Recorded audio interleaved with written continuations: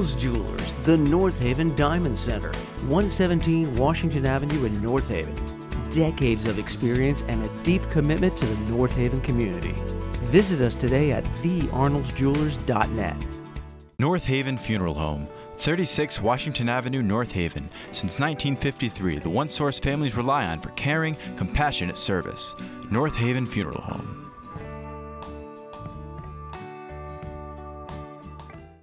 The Rotary Club of North Haven, where the business community comes together. For personal growth and leadership development, Rotary makes one a better community citizen. For more information, please visit nhrotary.org today.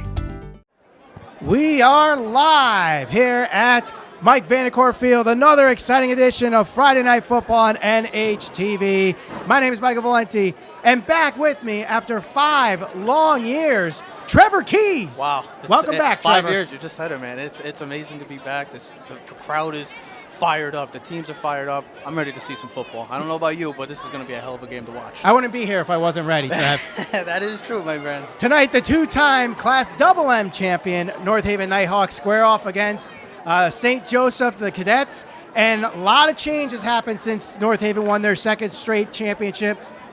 A lot of faces are gone now. A lot of seniors moving on to college. And not only that, North Haven goes down to Class, I don't know if you really want to call it going down to Class M, but due to enrollment, they're now in Class M. And very tough schedule this year. And they're going to be tested, especially tonight, with a team like St. Joseph's, who has quite the record of going into the playoffs every single year. 11 straight, to be exact. It's the new kid. I like to call this matchup the new kids on the block of North Haven, the well-respected, or North Haven Nighthawks, I should say. It's been 5 years again. I got to get used to it. It's been a while. The team changed. I know. A lot has changed, but yes, like I said, the two-time defending champs, the new kids on the block versus the well-respected St. Joe's. Around the state, led by Joe Del Vecchio, who's been here for a while as well, just like Coach Sagnello, 26 years, 11 straight years of going to the playoffs. This team is always successful, nonstop. They're competitive. They're fired up. The team is fired up. They're ready to go. North Haven looks fired up. It's a great matchup, and I love this because I like it. You just said it. The schedule is tough for North Haven. But what better way to start your season against a true competitor in St. Joe's? You can really get a good feel of what this Nighthawks team could be for the rest of the season. Yeah, exactly. You look at the schedule. Tonight is a tough matchup with St. Joseph's, and then it closes the end of the year with Shelton instead of Amity. It's so weird. Another change this year is the Thanksgiving game is now Shelton, and that's going to be a tough matchup. But before we get there, we got to get here. And part of the changes, the entire running game is completely different this year. No Cam Thompson, no Pandolfi, no Tristan Dose. They're all graduated, moving on to better things. This year, it's going to be led by Joe Mastriani. But that's the good thing about this team. Look, we've seen plenty of times the Montano brothers, they've lost over the years. You just said Pandolfi. But they continuously find guys and plug-and-play guys and instantly become impact players. And that's what makes North Haven so great. That's what makes this running attack so great. And that's what makes Coach Sagnella and this coaching staff make their life a hell of a lot easier because of the fact that they can plug in players offensively in the backfield, and they just make an impact nonstop, instantly. And it's a great feeling for Coach Sagnella. I hope to see. It's a new team. We're going to see how good this team is coming off back-to-back state champions against a true foe in St. Joe's. Now, one thing we do have to bring up that is going to be causing concern for both teams is pretty significant injuries on both teams. Yes. North Haven, two captains, I should mind you. Yes, two captains. North Haven losing one of the Moran twins out for the year, and then that's Mike Moran. And then for St. Joe's, it's Connor Fahey, the quarterback. He's out for the year as well. So big injuries there. I also found out that Steve Piccarello, another senior for North Haven that was supposedly going to be lined up for the Cam Thompson role this year, he's out after he tore his ACL in the spring brawl game. So do you think that's going to be a concern for North Haven, or do you think next man up with this team? You just said it. You took the words out of my mouth. Next man up. You get your opportunity now. Look, it's unfortunate for both teams to lose captains, not just star players, but captains as well. But it's next man up. You got your opportunity. Whether it's a sophomore, whether it's a junior, if you get the opportunity, don't let it go to waste. And This is a great and golden opportunity for any player that has this opportunity to play on Mike Vandecourt Field tonight. Yeah, of course. Oh, the national anthem about to be played by the North Haven High School Band. So we have the coin toss done, the national anthem to be played, Let's and get then it going. football.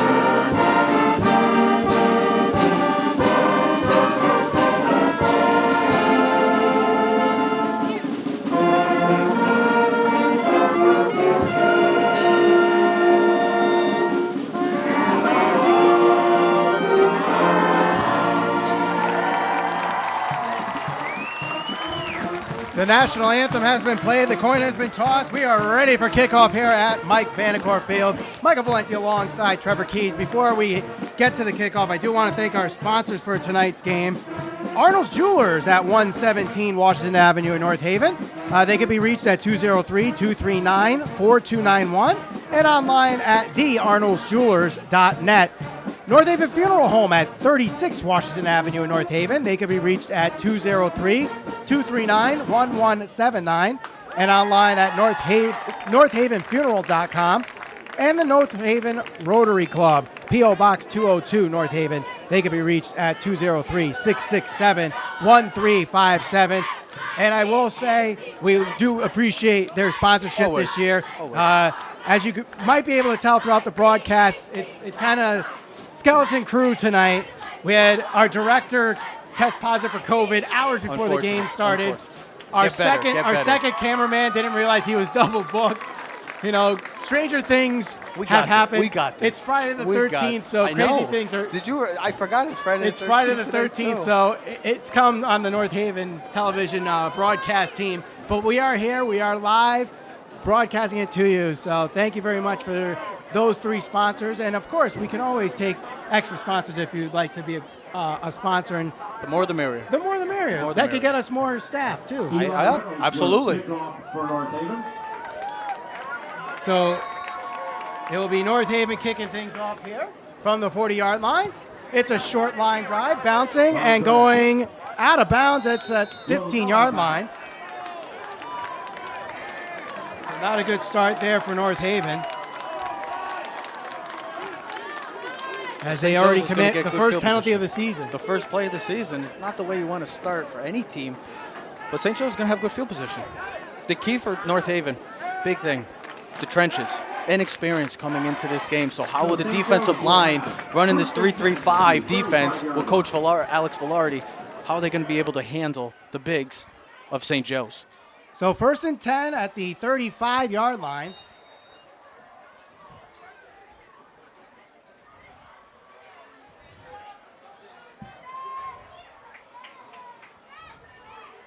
So it'll be Harry Jones going to be leading the quarterback duties for St. Joe's with the injury to Connor Fahey. And it's a handoff around to the wide receiver, and they're going to stop him behind the line of scrimmage. What a play. Great play by John Williston. Michael, I don't know if you saw that, but there should have been a flag. The running back moved just before the snap. Should have been a false start, but they didn't call it. But that defense, well, I think the refs might have got it. Oh, the clock has not run. We got the look at it's Friday the 13th. The clock isn't running yet. Uh-oh. Second down and 11. Officials time out on the field for the clock. But a great start for the defense. Getting to the ball, flying to the ball, as we used to call them, the tribe. But the Nighthawks getting to the ball and making a great start for this defense. So it's not just us that's having issues tonight. We also have the scoreboard not What working. is going on tonight? Our bad juju is spread around the press box.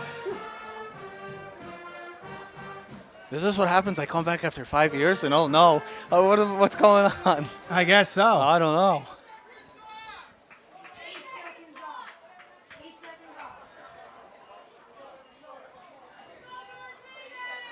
So I think we got the clock situated now, and it'll be 2nd and 11 after the stop there. 34-yard line.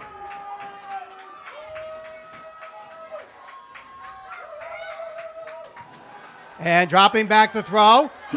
Throws to the near side and overthrown, incomplete. Intended for Jake Rios. Didn't look very comfortable in the pocket. Didn't set his feet. Kind of just threw it. Saw a little pressure off the edge. Didn't set his feet. Had an overthrow. North Haven, 3rd and 11. This is a big situation for them to get out with a 3 and out, get back on offense, and do what they do best, which is ground and pound, control the tempo, control the clock, and keep the St. Joe's offense off the field.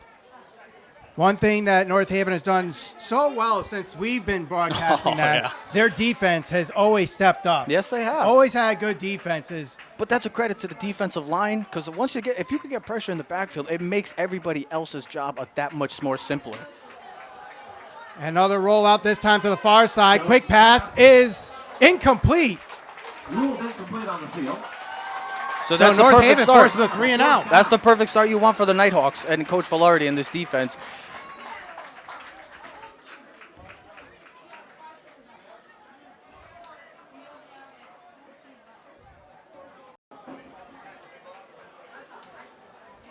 So only 19 seconds come off the clock, so that's very good. Well, now with North Haven, they could run the entire clock if they wanted to. With the way this offense can move the ball, ground and pound, they can have this ball for the entire first quarter.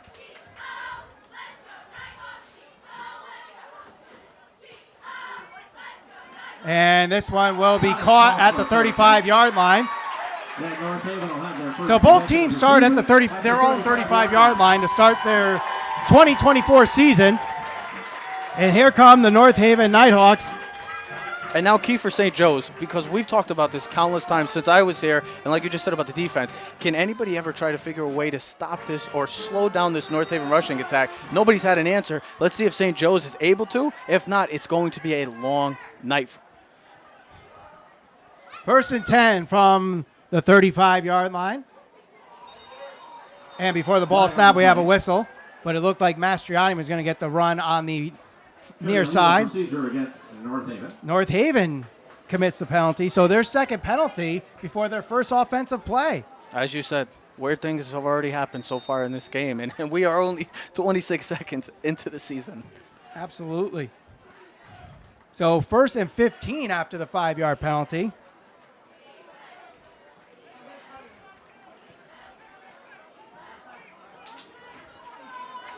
So first and 15 for North Haven.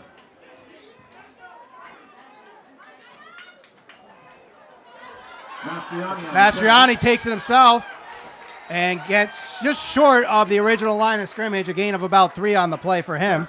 Great job of St. Joseph holding the edge right there. North Haven has been so successful running those 9 holes and 1 holes in this single wing offense. It's always a tough game plan for any defensive coordinator when facing this North Haven Nighthawks team.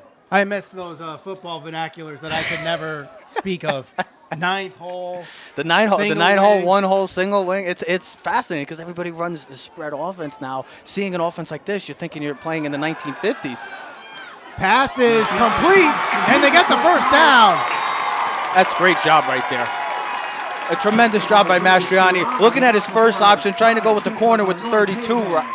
With number 32, looked at his second option. He set his in the zone, made a great play right there. And North Haven, first down by passing the ball. Love to see if the North Haven can continue to get that passing game. That just makes this offense that much more lethal, Michael. Chris Cottage with the reception there for the first down. And Mastriani looks like he's going to take it himself and is going to get pushed back and brought down at the 41-yard line. Looked like a mishandle on that. Looked like Mastriani wanted to give the ball off, but decides to keep it. And a great job by St. Joe's, staying at home, not getting confused with the motion. So right now, it's kind of been just going back and forth defensively. Both defensive lines have been staying in the ground early on, Michael. So we'll see if this is going to be a battle inside the trenches and what could be ultimately the deciding factor in this game. So 2nd and 14 after the loss. Mastriani hands this one off and stopped right at the line of scrimmage. Chris Cretella was on the carry, a big member of the offense last year. Nice to see him come back here for another year for North Haven, and he's going to have to be a big part of this North Haven offense. Absolutely. They've lost a lot of players from last year's championship team. It's just like I said, we in the pregame, next man up, get your opportunity, and don't let it go to waste. A great job right there by St. Joseph getting inside. They look like the lower team inside the trenches, and that's why they're getting in the backfield. And North Haven hasn't had the success yet in the run game. It's been the passing game. 3rd and 14. Mastriani looks like he's going to throw. The pass is complete. Brandon Stevens with the reception as they cross midfield, but well short of the first down marker. So North Haven will be forced to punt on their first possession of 2024. And we got to remember, this is a feeling out process. Always first quarter, so you got to feel out your opponent. First game of the year, get the jitters out right there.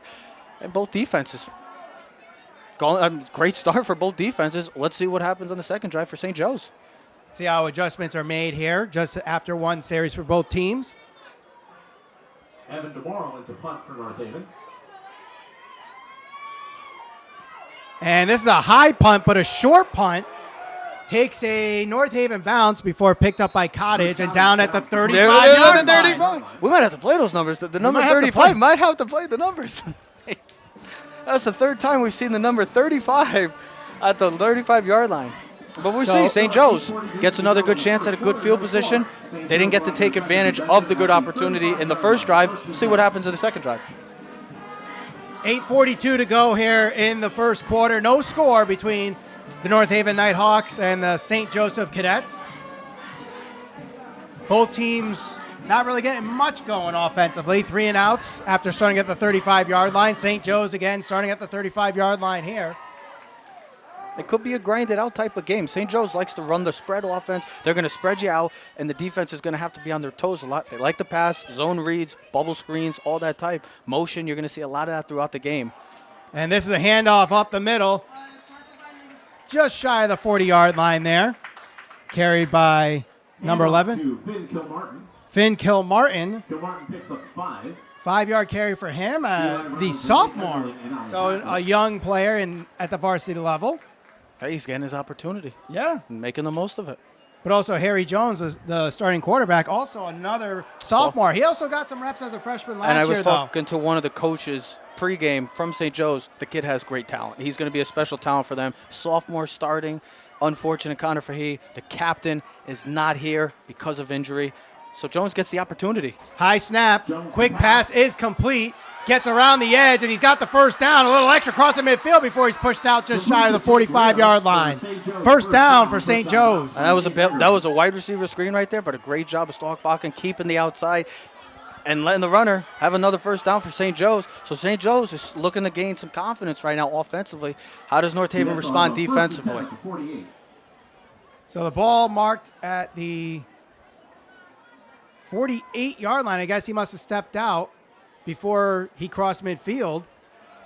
So a few extra yards that I thought they got, they ended up not getting. So first and 10 from the 48-yard line, the first down of the game for either team. Or excuse me, North Haven had one earlier. Here's a handoff.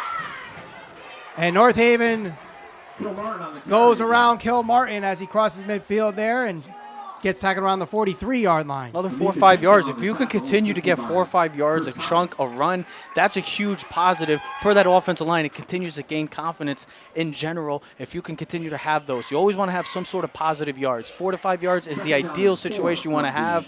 Sets up for a shorter 2nd and 5, 2nd and 6 for St. Joe's now, where they can get back to what they want to do, passing-wise or running the ball, because they've had success right now on both sides. 2nd and 4 with 6.5 to go in the first quarter, no score. Drops back, throws to his right, wide open, and he overthrows him. Adam. Jake Rios, the intended receiver there.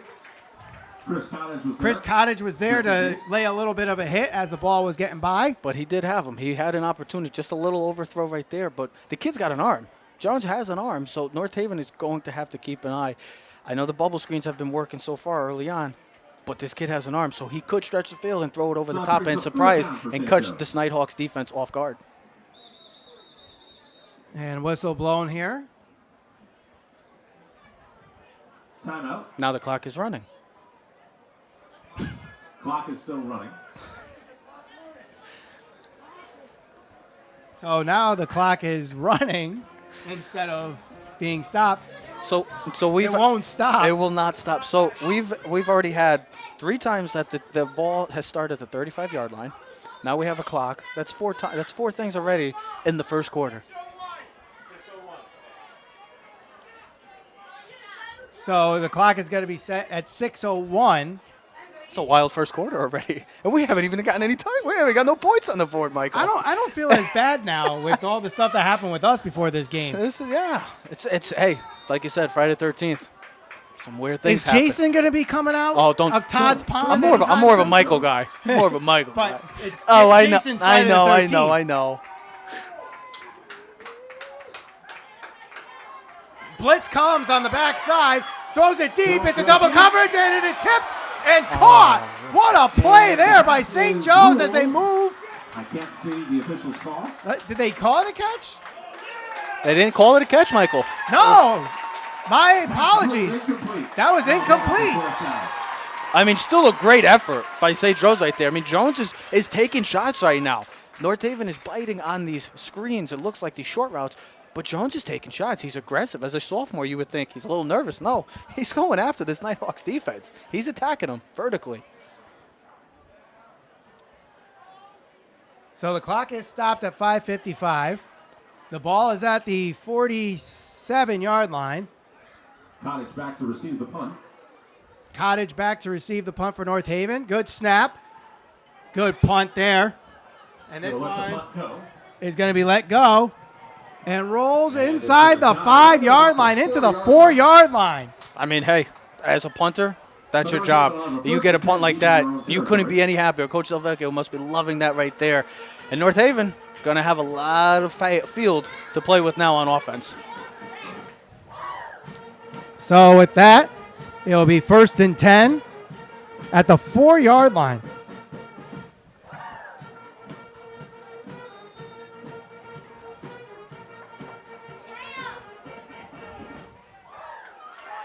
First and 10 from the 4. Run up the middle and gets to maybe the 6. North Haven carry about 2 yards.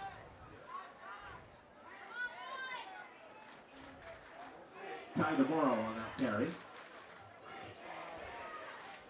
Looks like the student sections are trying to have a little battle off right now as Yeah. they get out of hear them. Who are they not hearing? I don't know. I don't know. Are they? Oh, are looks they like trying St. to say Joe's, St. brought, Joe's St. Joe's can't? also brought a little Yeah. fan bus over there, fandoms over there. Well, it looks like they're ready for a rave with I- their that's what I was like, glow-in-the-dark what's going on over setup there? there. Second down for Mastriani gets to about the 8-yard line. So North Haven is chipping away, trying to get 2 to 3 yards a pop, maybe to catch them off with a little play action here. Maybe a little misdirection right now. But right now, St. Joe's defense is holding their ground. Very impressive start so far early on. I know there's still 3 quarters left, but if I'm looking at it right now as a St. Joe's defensive coach, I got to be happy because of the respect that North Haven has offensively, especially that rushing attack. 4.5 to go in the first quarter. No score here between the Nighthawks and the Cadets. Another handoff. This time going to the far side. Cortella breaks the tackle, gets to the first down marker, and crosses the 20-yard line for a Nighthawks first down. And that was the most successful run we've seen, Michael, so far from this Nighthawks offense. Great job. Looks like he was going to go inside. Saw an opening inside, cut it back in for a big first down for the Nighthawks. And now they can get back to it, getting outside inside the 5-yard line. Now they can get back to their offense and continue to move the football. First and 10, North Haven from the 22-yard line. So the ball at the 22-yard line, 4 minutes to go in the first quarter. 1st and 10 for the Nighthawks. And a run to the right side. Doesn't get much there, if anything. Right now, for what I'm seeing, Michael, the inside, St. Joe's is really clogging that A gap right now, and they're shutting that down. North Haven's had more success early on getting outside with those 9 holes. I got to go back to it. The 9 holes, the 1 holes. Got to get you in tune with it because I know it's weird. You see all these offenses, and you see North Haven, you're like, this is a 1960s offense. But hey, it's working for them. It continuously works each and every year. Now, as someone who's only played football via fantasy and Madden, what is the 9-hole? The 9 hole? Yeah. It's the outside. It's like the 1 hole. It's the farthest outside of the tackles. 9 hole, the 8 hole. The 8 hole is the opposite side. The 1 hole is the opposite side. You base it all off of the offensive lineman. That's how you play it with the 9 hole, the 2 hole. It's all through the offensive line. For St. Joe's. Ball's going to be just short of the 29-yard Ball line. is just short of the first down marker after the carry by Mastriani. And this is where North Haven wants to be, 3rd and short right now, where they could get back to a basic run play. Maybe to catch them off from misdirection. Keep them on this defense toes because they have been aggressive so far, St. Joe's. Another run up the middle. He's just going to be just short of the first down marker. That was Mastriani again. Can I tell you right now, I know that they're at the 40-yard line or 30-yard line. I'm going for it. I know it doesn't sound like it sounds like a crazy call, but 4th and 1 with this type of offense, what you do so successfully better than maybe anybody in the entire state on 4th and 1, I'm going for it. I know it's a gutsy call early on, given maybe St. Joe's a shorter field, but I'm going for it, Michael. And it looks like Coach Sachs is. Yes, Coach Sagnelli must be heeding your advice here, and I love will it. go for it. I love the aggressiveness. Up, dives, and let's see. I think he got it. Tyler Demaro. Let's see the spot. It looks, from what we've seen, it looked like he got it. I think so, too. But the referees are measurement coming? First down. No measurement needed. They'll move the chains. And I love the call by Coach Zagnella. 4th and 1. Trust your guys. Trust your offensive line. Trust your weapons. And go get that first down. A great call early on. A big call early on in this game, Michael. Yes, it is. So now the chains move, and we're just at around the 2-minute mark here in the first quarter. North Haven moves the chains. Ball at the 31-yard line, 1st and 10. And a whistle blows before the snap. A flag on the play. While we have a little break in the action before we find out who the penalties committed on, I'd like to thank one of our sponsors, Arnold's Jewelers at 117 Washington Ave. You can reach them at 203-239-4291 and at thearnoldsjewelers.net.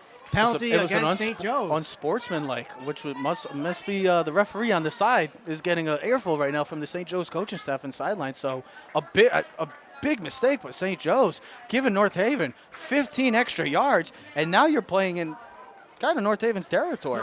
Almost at midfield. This is where North Haven wants to be. They're helping North Haven out with that. Absolutely. And that's disappointing as a player because of the way they've been playing so far. St. Joe's, I'm specifically talking about the way they've been playing defensively so far. That's a big knock for them, for the coaching staff to have that impact. There's a handoff to Tortella, and he gets to midfield.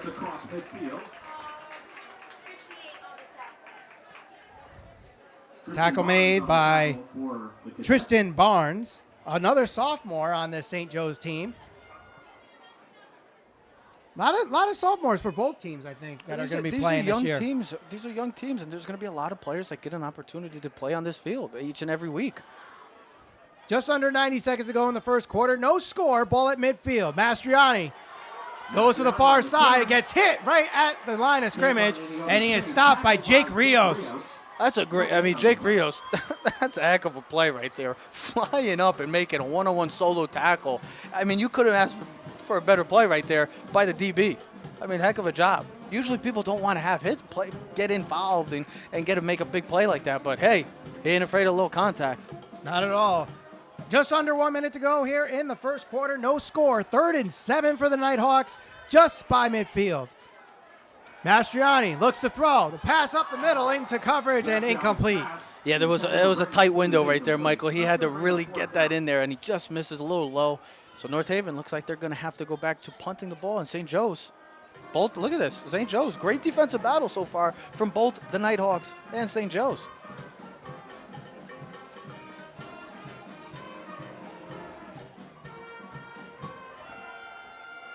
But I don't know about you, but I like this kind of game. I know people like a lot of points. They like the touchdowns.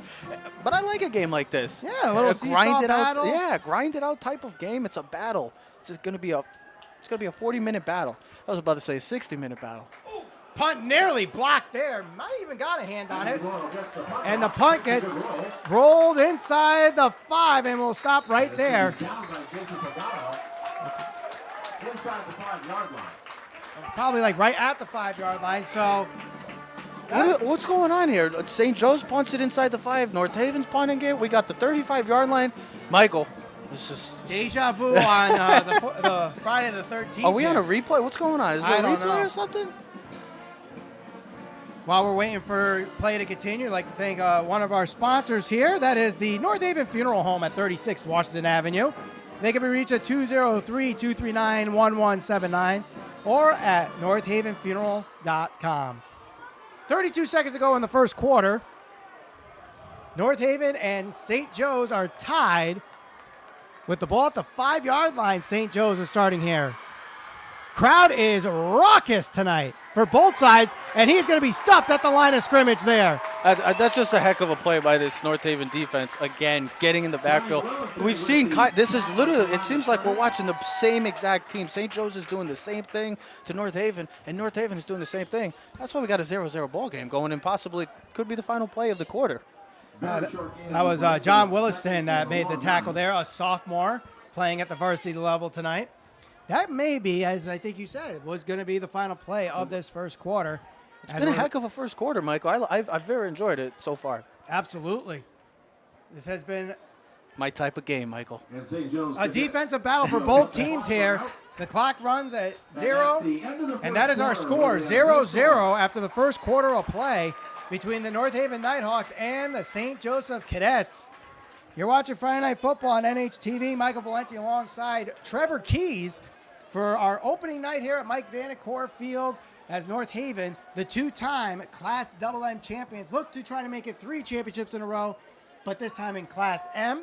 And their first stop on this road to a championship is against a juggernaut in the Powerhouse, Class M. a well-respected powerhouse among the state of Connecticut, and I think this is the perfect type of opponent you want to have. So you can get these boys ready because North Haven does have a tough schedule moving forward, but it's one game at a time for the Nighthawks. Absolutely.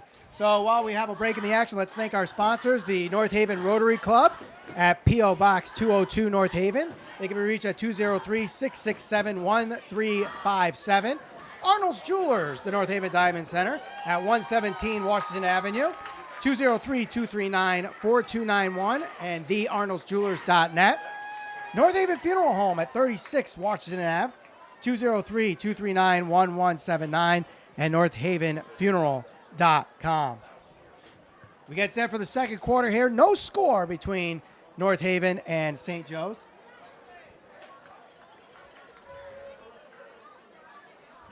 So, what do you think? What kind of adjustments do either team make here? I mean, it seems like both. I mean, defensively, don't do anything for both teams. They're playing their game. The offenses, like I said, you got to get into the groove of things.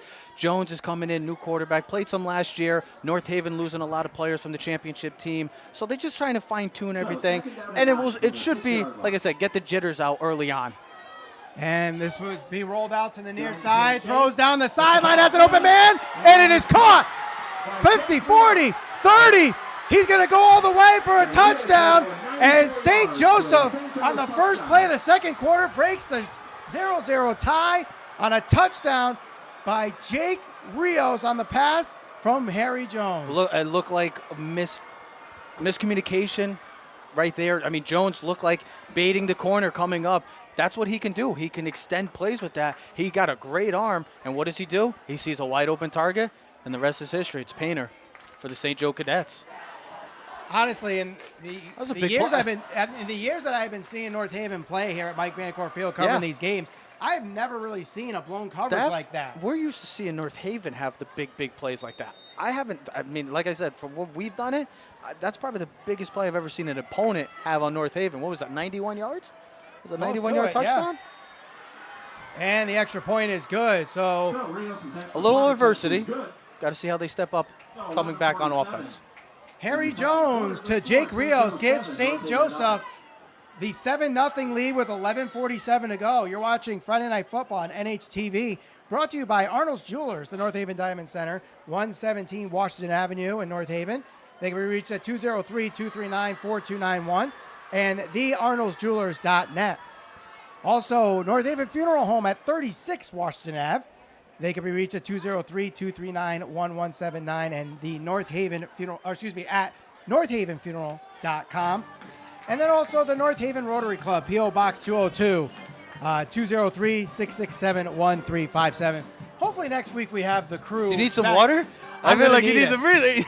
That's very it's impressive, funny Michael. Because you're back here, and I would think I'm not going to be talking as much. Did you ever think you see me like I'm back 5 years later? I mean, there's been so much that has happened in 5 years. Like I said, when I left 2019, you had COVID. North Haven didn't have a state championship. They didn't have all this beautiful stuff. No. The field, everything is just, it looks beautiful. Let's see if North Haven can bounce back after the big play by St. Joe's. Yeah, that was a beautiful play. shot. A nice throw ball, nicely thrown ball on the run, too. That's how you take the air out of it, out of the stadium and the crowd.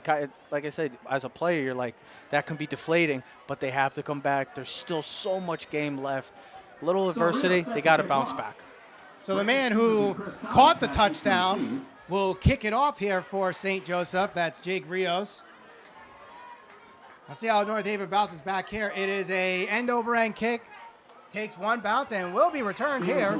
That will be Brandon Stevens on the return. Cuts back to the 15, to the 20. And he goes a couple men only to be to the 30, but a flag on the play. It's going to be coming back, Michael. Looks like it's going to be it's going to be on the receiving team. So the big play will be taken back. That one is coming back, folks. So just when you got the crowd back into it, The refs. it's going to kill him right here. Yep. Looks like it's going to be a block in the back, I would assume, or a holding. Usually is when you get a big Special break team. like that. Every play, it seems like on special teams, there's a flag. Whether it's pros, whether it's college, or whether in the high school level, it's crazy. Special teams, it's like almost a non-existent thing in football now, because you're either throwing flags, or in the NFL specifically, I should say, they're kicking the ball at touchbacks. So North Haven's got to start off. So North Haven will start at around the 13-yard line. Officially marked the 14, I believe. First and 10 for North Haven, trying to bounce back after letting a big play for a touchdown. Mastriani tries to cut back, and they stuff him right there. No gain on the play. I mean, this St. Joe's defense, I'm very impressed right now, Michael. They're very aggressive. They are getting to the ball. It looks like the North Haven teams of the past that fly. You have multiple defenders right there. It's not just one-on-one. It is 5, 6 heads to the ball. And North Haven is really trying to figure out what to do because this run game is struggling as of right now early in this game. No To their gain. standards, I should say. 11:09 to go here in the second quarter. Second and 10. North Haven trailing 7-0 against St. Joe's. Opening night here at Mike Vanacore Field. The two-time defending Class MM champions in their first game in Class M since 2006. A nice run there. Cuts back, tries to find a hole, breaks a tackle, and gets to the 20-yard line and maybe got to the 21. And like I've said, they've had more success on the outside, the edge rush on the edge, whereas inside they've had almost non-existent because of this St. Joe's inside big play. They got a big defensive line, St. Joe's, so they're really getting the backfield. North Haven's going to have to maybe pass a little more too, catch them off guard with a little play action right now, because right now St. Joe's is reading what North Haven is doing to a T. On the carry there was Artie McCormick, a freshman. Really? Wow. Impressive. Good for him. Mastriani with the carry, breaks through, and he's beating everybody to the 50, to the 45, 40. He's only got 1 minute. He's got him. 30, 25, 10. Stiff arm still on his feet. Touchdown, Nighthawks! What a run, Michael. As I was just saying, St. Joe's has had all the answers defensively for this North Haven rushing attack. And then Adam Mastriani. What a play. What a play. 79 yards to the pager. And North Haven is an extra point away from tying this game at 7. Correction, Joe Mastriani. I Joe said Mastriani. Adam Mastriani. thinking Adam I'm thinking Adam Pandolfi. Pandolfi because that's like an Adam Pandolfi type run right there. And North Haven, huge plays. Look at it. This game is literally identical. St. Joe's has a big touchdown, and the Nighthawks have a huge play up themselves. Friday the 13th really swinging in here tonight. Hold is good. Kick is good. Oh, there's a flag. Oh, But the there's a extra flag point there. was blocked. Might be offsides. That the guy in the outside looked like he might have jumped it. The score, St. Joe's 7, North Haven 6. Penalty on the play. It is against St. Joe, so we're going to get a re-kick. Yeah, that guy, well, heck of a job of blocking the kick, but might have jumped a little bit early, so North Haven gets a second try.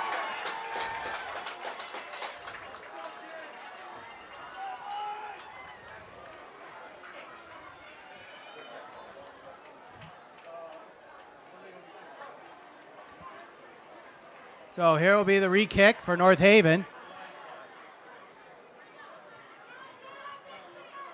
Snap good, hold good, kick is low, but makes it through the uprights, and we are tied with 9:57 to go here in the second. Michael, this is a strange game so far because we've literally seen it's like anything you can do, I can do better. No, I could do it exactly the Oh same. yeah, you're right.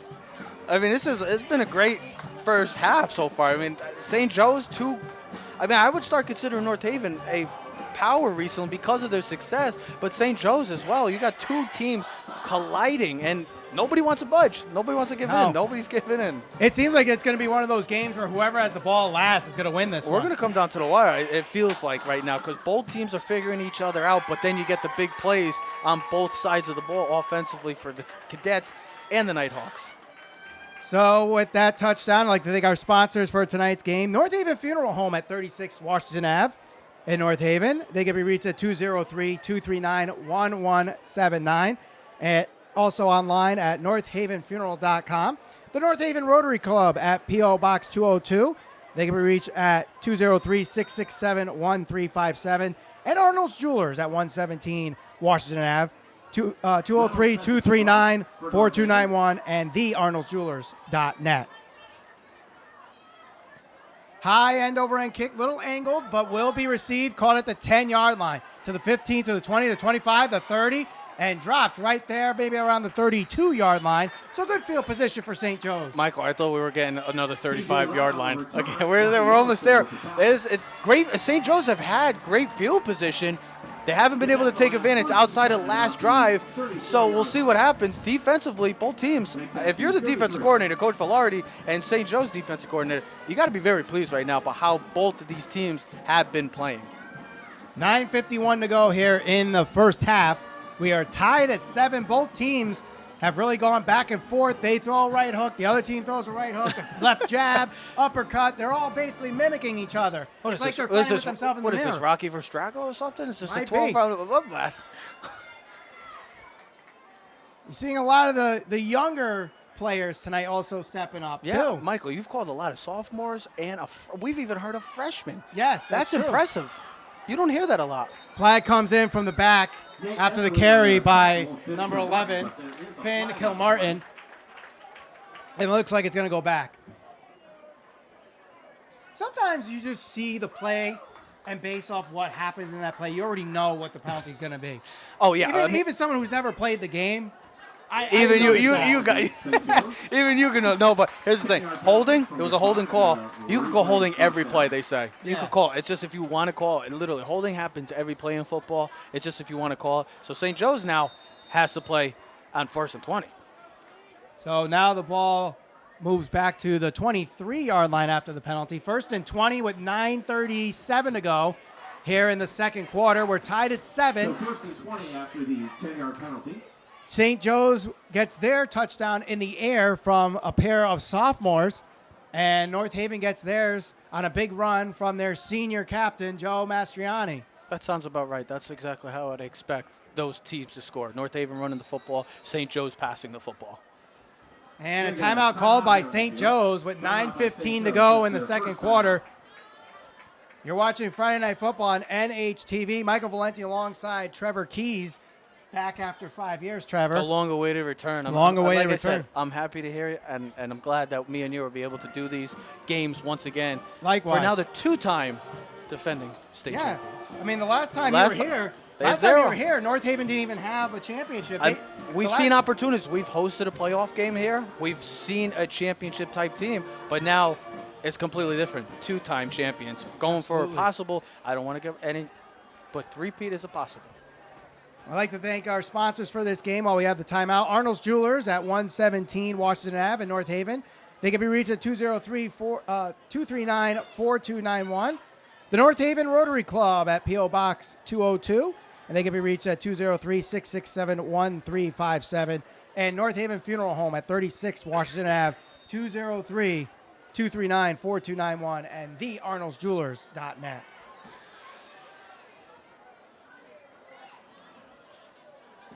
Drops back, throws, complete to Rios, and he stopped just shy of the original line of scrimmage there. Joe Mastriani, I believe, was the man on the tackle that play. Beckett Fuller also on that play.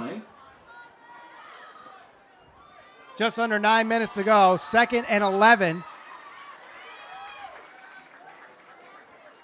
Both crowds really into it. I gotta say, I even hear them through the soundproof glass. St. Joe's brings a good fan, but they got a good fan base as expected. In North Haven, I expect nothing less. First game of the year, huge crowd. And believe it or not, our director that's usually here during our games, a St. Joe's alum. No kidding. Another deep ball into coverage, and this one is incomplete. What a play. Beautiful play there, broken up by number 13, Beckett Fuller. By Beckett Fuller.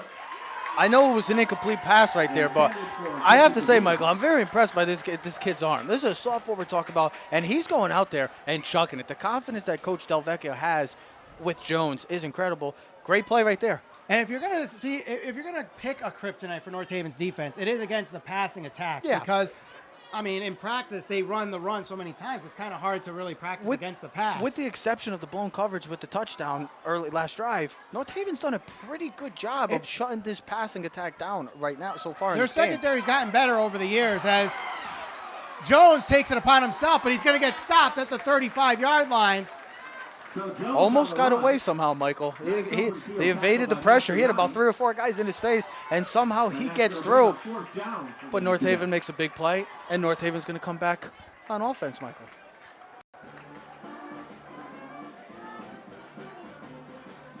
So under 8 minutes to go as the clock runs here in the first half. We are tied at 7 between the North Haven Nighthawks and St. Joe's Cadets. You're watching Friday Night Football on NHTV as St. Joe's gets ready to punt here. Good snap. Line drive punt. Rolls all the way back. And will go inside the 10 and down at around the 6-yard line. It's a field position game right now. It's a battle of field position with starting at the 35-yard line, and a couple of times that we've seen both teams inside the 10-yard line, as well as inside the 5-yard line. So North Haven's going to have to play with a lot of green grass in front of them again. 7:29 to go here in the second quarter. North Haven and St. Joe's are tied. Again, it's going to be a battle of field position. Now, North Haven's going to start with the ball in the second half.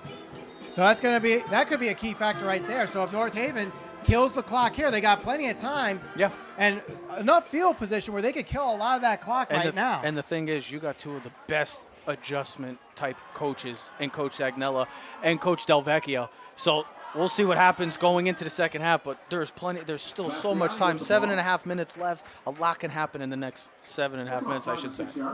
5-yard carry for Mastriani there on first down. So I think this is really what you just have to do for North Haven is just simply get positive yardage, whether it's going to be 5 yards, 4 yards. Exactly. It doesn't have to be 10, 20 yards.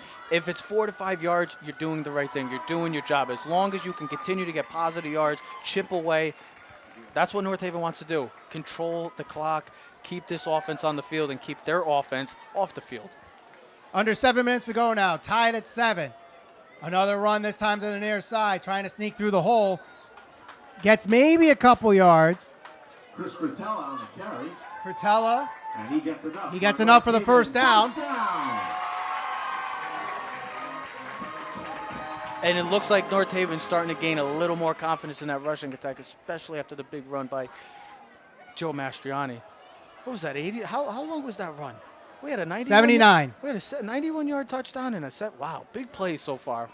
What a start to the season. Yeah. It's been a heck of a start to the season. I don't know if you got Joe Mastriani on your fantasy football team this week. I did or your not. high school fantasy football team. I should have. I could have used him for Christian McCaffrey's absence. Yeah. Maybe a yard on that carry there as we get under 6 minutes to go here in the second quarter. Like I've seen, North Haven hasn't had a lot of success getting inside the A-gap right there. That defense is really shutting inside in between the tackles, whereas the outside, they've had more success so far. Let's see if they continue to maybe back away from those type of runs and get outside in the edges. Artie McCormick on that carry there, the freshman with a 1-yard carry. 2nd and 9, 5.5 to go. Run up the middle, goes nowhere. St. Joe's does a good job clogging the hole early. That's pretty much how this first half has been going, Michael, where they've been clogging that hole up. If North Haven's had the success outside the tackles, if they could continue to do that, maybe catch them off guard with a little play action. They've had some success in the passing game. If they can continue that, it's going to be a tougher outcome for this defense of St. Joe's. But if they continue to play this game where they're going to run inside the tackles, inside the guards, it could be a long night, I should say, for the Nighthawks team. But now they put them also in a tough situation where it's 3rd and 9, so it's obviously a passing down. But North Haven doesn't really pass. So I mean, they've been incorporating more. They've been incorporating it more over the years. Whistle blown. North Haven's going to call a timeout here. So Coach Sachs wants to talk this over with 4:40 to go in A big call. the second quarter. This is a big play here, Trev. Early on, we're talking in the first half. This is a big play right here. North Haven, can they get the first down right here? It looks like it's an obvious passing down. We'll see what they do. But St. Joe's, they get out of this. They set themselves up for a good position where maybe they get a short field and they could go right into half, being up either 3 or a touchdown. And with this break, we'll take our sponsors for tonight's broadcast, the North Haven Rotary Club at P.O. Box 202 in North Haven. They can be reached at 203-667-1357. Arnold's Jewelers at 117 Washington Ave. They can be reached at 203-239-4291 and thearnoldsjewelers.net. North Haven Funeral Home, 36 Washington Ave in North Haven, 203-239-1179 and northavenfuneral.com. We thank them for their sponsorship tonight. And, it's because of them they at least get us a skeleton crew tonight.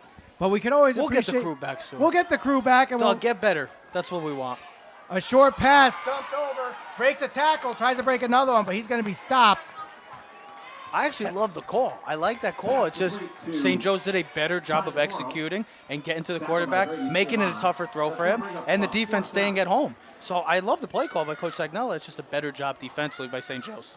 So North Haven's going to be forced to punt with 4:40 to go.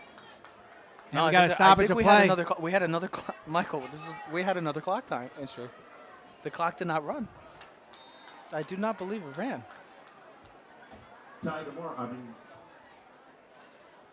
Evan tomorrow into punt. Evan DeMorrow back to punt for North Haven. Good snap. Low punt, takes a bounce, and goes in a St. Joe's favor Michael, down say at it the again. 35-yard line. Say it. We have to go play the numbers or something because this is the fourth time we said the word. The number Unfortunately, 35. there's no 2-number lotteries. Unless you do 0-3-5. Michael, we got to figure something out because that's the fourth time we've seen the number 35 get called tonight. Now we got windows. Now, falling in the if press anybody box. see, nobody can see this right now, but now we had a window just fall in the press box. This is weird. This is God's way of saying this game should not be happening. At least. I mean, both defenses, if we want to talk about Friday the 13th, both of these defenses have been very scary, and they've been getting after both of these offenses and making the offenses, look kind of lackluster at times throughout the game. Absolutely. Outside of the 2 big plays, Michael, hasn't really been a lot of movement for both of these offenses. So credit to the defenses. Yep, absolutely. 4:29 to go here in the second.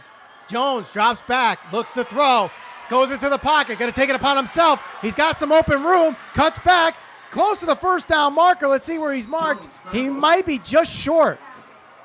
I mean, that's what a guy that can extend plays, that is an athletic quarterback, can make plays like that. That's what's going to happen. You look like you got him, and you're right there, and he's gone in a flash of a second. But that's what he can do. That's what Jones has been able to. He's doing everything right now for this St. Joe's Cadets team. And if you're Coach Del Vecchio, as your sophomore quarterback, taking over for your senior captain, is playing the way he's been playing so far in this first half, you got to be happy with it. Now, I will mention this. The clock did not run on that play, and now is starting to run. The clock malfunctioning because, adding more time.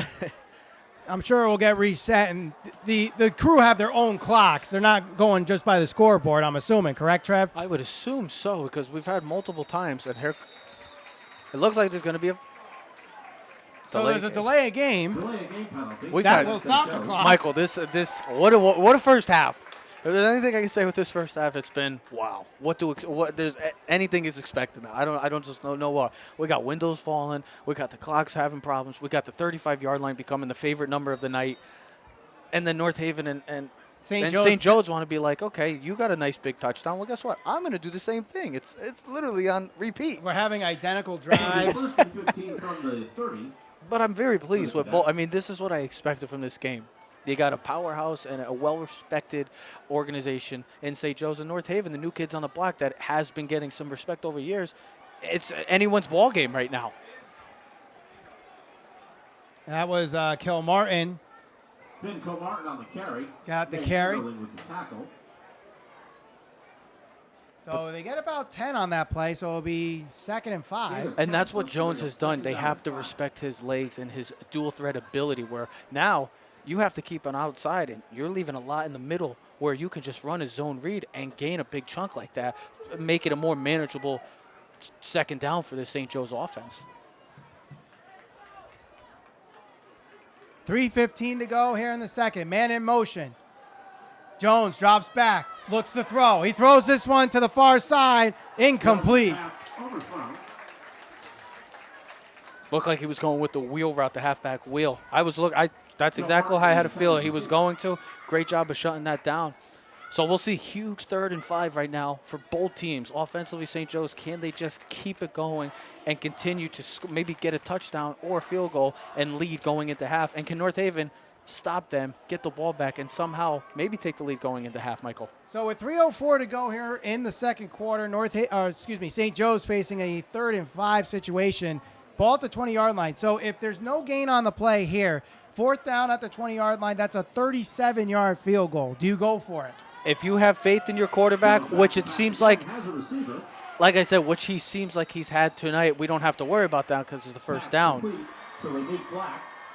Lameek Black got the reception for the first down for St. Joe's, so that the conversation is null and void at this point. Yeah, he has faith. Delvecchio must be so ecstatic right now, the play of Jones going in to this game right now. And he's been, looks like a one-man band, just doing it with his legs and doing with his arms. He's doing everything. It looks like we're having more clock issues here. Looks like there's clock issues in our press box. It looks like the referees are going to have to. The crowd's getting into it. Black gets the end around, goes to the 10, the 5, still on his feet and brought down inside the 5-yard line. Brought down inside the 5. And he's a transfer, actually. He wasn't on this team last year, so he's a huge weapon for them. I heard through him pregame. Watch number 5. This kid is a playmaker. He's going to be all over the field. And right now they're getting him involved into this offensive game plan where you haven't seen him in the first quarter or so. It's been quiet for him, but now you're starting to see him. It seems like he's starting to get confident in himself, and St. Joe's is getting confidence in him as well. 2nd and 2. Ball at the 4-yard line. And he's going to be stopped at the line of scrimmage. Nice defensive play there by North Haven, led by John Williston, a sophomore. It's amazing how many times you've said sophomore tonight. Sophomore. And you even said a freshman. I said a freshman, wow. yes. That's very rare to see nowadays, a freshman playing varsity football. But, hey, if you're that good, play him. So this, Michael, we just talked about a huge 3rd and 5 last couple seconds ago. Now we're at 3rd and 4 at the 5 with under 2 minutes left. Talk about a huge, massive play. This is 4 down territory. Maybe St. Joe's kicks it. If they don't go for it, maybe it's 4 down territory. But a huge, huge play for both sides of the ball. If you're Coach Delvecchio and it goes to 4th down, what would you call? I'm doing like what Sags did, what Coach Sagnella did earlier. I'm going for it. Whistle blown. Timeout called by North Haven. With 90 seconds to go here in the first half. Tied at 7. You're watching Friday Night Football on NHTV. Michael Valenti alongside Trevor Keys in what has been literally a seesaw battle. It's like two teams, or one team playing in front of a mirror. It's reciprocal on both sides. Nobody wants to take grasp of it right now. It's been literally a seesaw battle, and that's what I expect to come into this game.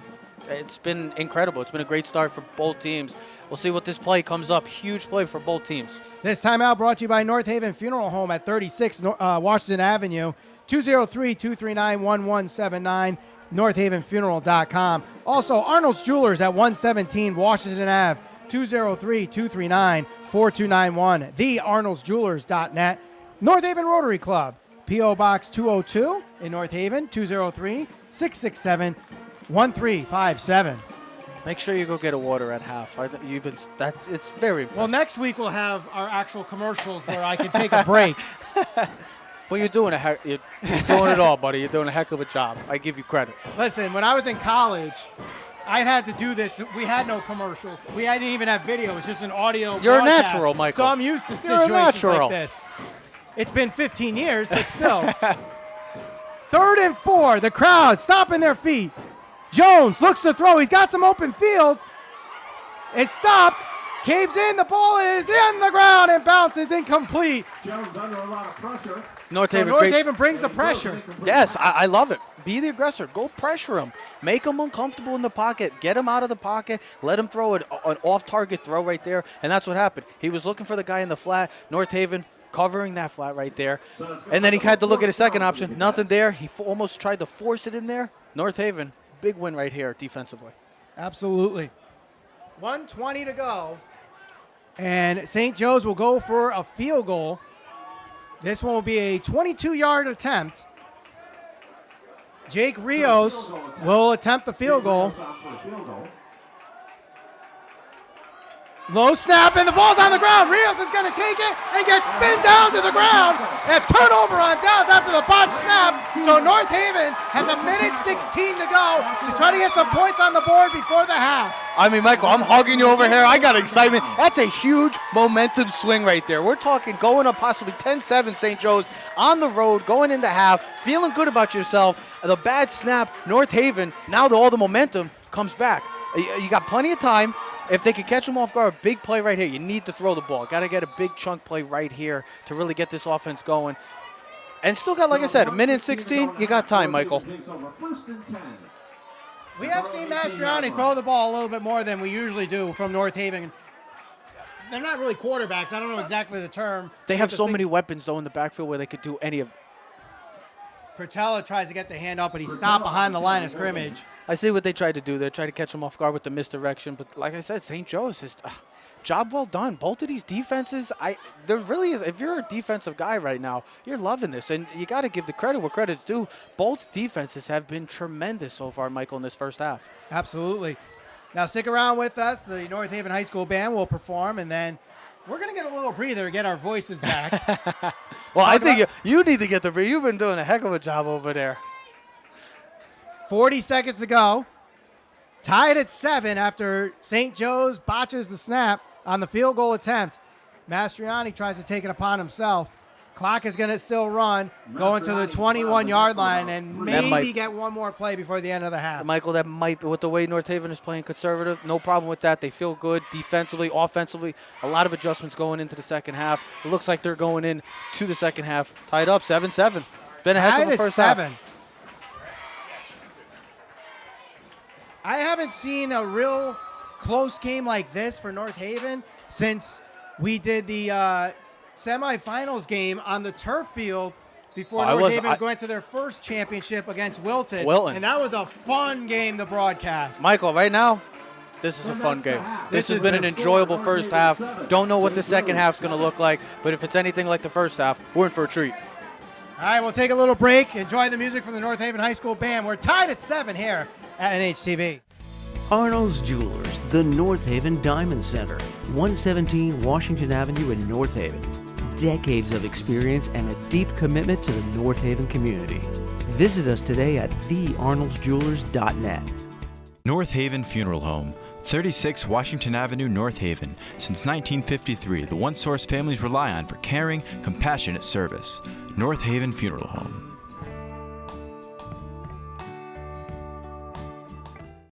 The Rotary Club of North Haven, where the business community comes together. For personal growth and leadership development, Rotary makes one a better community citizen. For more information, please visit nhrotary.org today.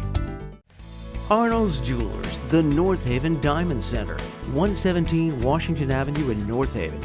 Decades of experience and a deep commitment to the North Haven community. Visit us today at thearnoldsjewelers.net. North Haven Funeral Home, 36 Washington Avenue, North Haven. Since 1953, the one source families rely on for caring, compassionate service. North Haven Funeral Home.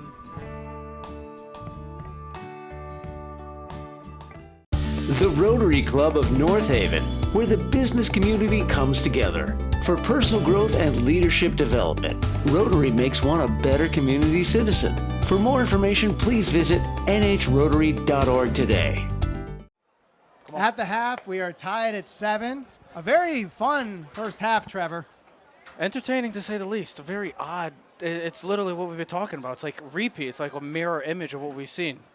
St. Joe's comes down, really hasn't been moving the ball. North Haven hasn't really been moving the ball. But 2 huge plays, and this is why we're at 7-7. Big credit to both of the defenses have been shutting both of these high-octane offenses, I should say, as well, shutting them down so far early in the first half. So we're going to see how this second half, both of these two coaches, Coach Sagnella and Coach Del Vecchio, two of the best in the business, they're going to be making a lot of adjustments because, well, these offenses better start getting going because, well, you only got 20 minutes left. Somebody's going to win this game. Somebody's going to lose, Michael.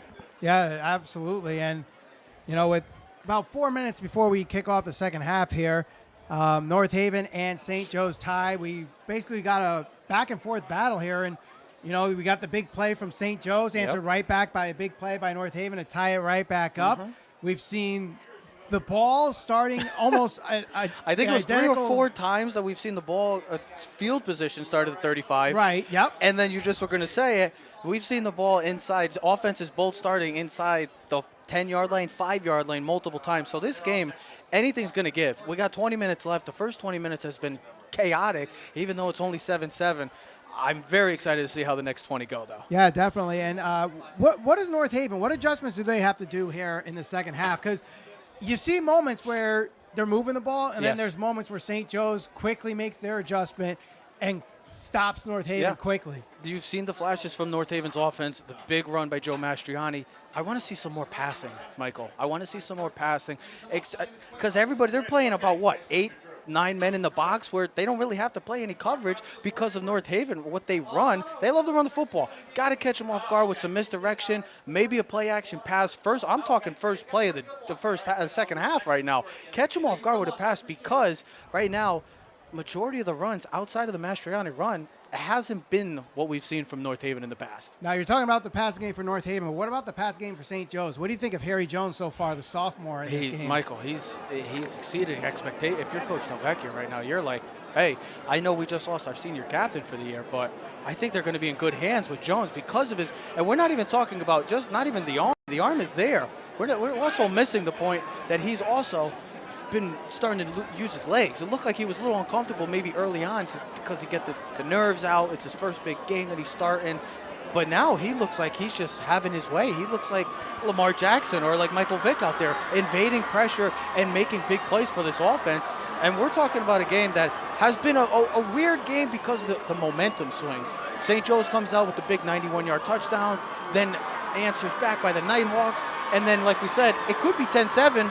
But with the bobbled snap and the stop, it is 7-7. So this game is going to be coming down, I think, to a game of momentum right now because we've been saying it. It's a 12-round fight. Nobody's giving in. Nobody wants to grab hold of this game right now. It's 7-7. There's still so much time left, and we just have no idea what the next 20 minutes is going to be.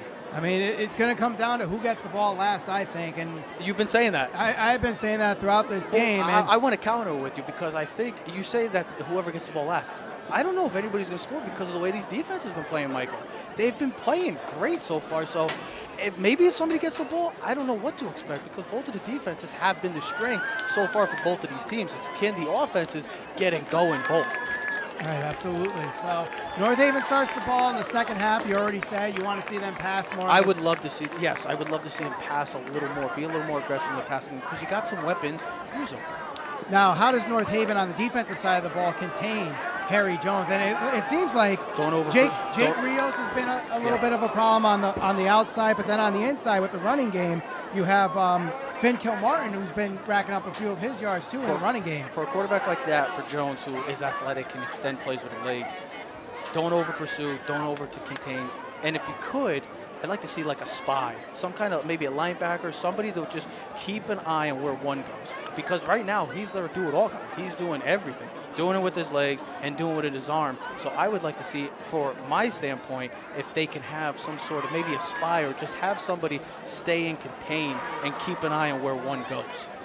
Well, we're about 20 seconds left of halftime, and as we get set for the second half here, I do want to thank our sponsors for our... Did you get water first? I didn't. Oh, no. But I rest my voice. That's enough for me. Okay. I do need to hydrate more. Fair enough. Yes, you do. Maybe we should get a water company to sponsor us. We should get one of those jugs out there like North Haven has. We need a big jug like that out there. Thanks our sponsors, Arnold's Jewelers at 117 Washington Ave, 203-239-4291, thearnoldsjewelers.net. North Haven Funeral Home, 36 Washington Ave, 203-239-1179 at northavenfuneralhome.com, and the North Haven Rotary Club, P.O. Box 202, 203-667-1357. We get set for the second half of action. North Haven and St. Joe's are tied at 7. I think this could be a telling sign for maybe the start or going forward with this second half. How both of these offense comes back, making the adjustments at halftime, seeing if they can improve of what they did in the first half. Brandon Stevens and Chris Cottage are back deep for North Haven. Jake Rios back to kick for St. Joe's.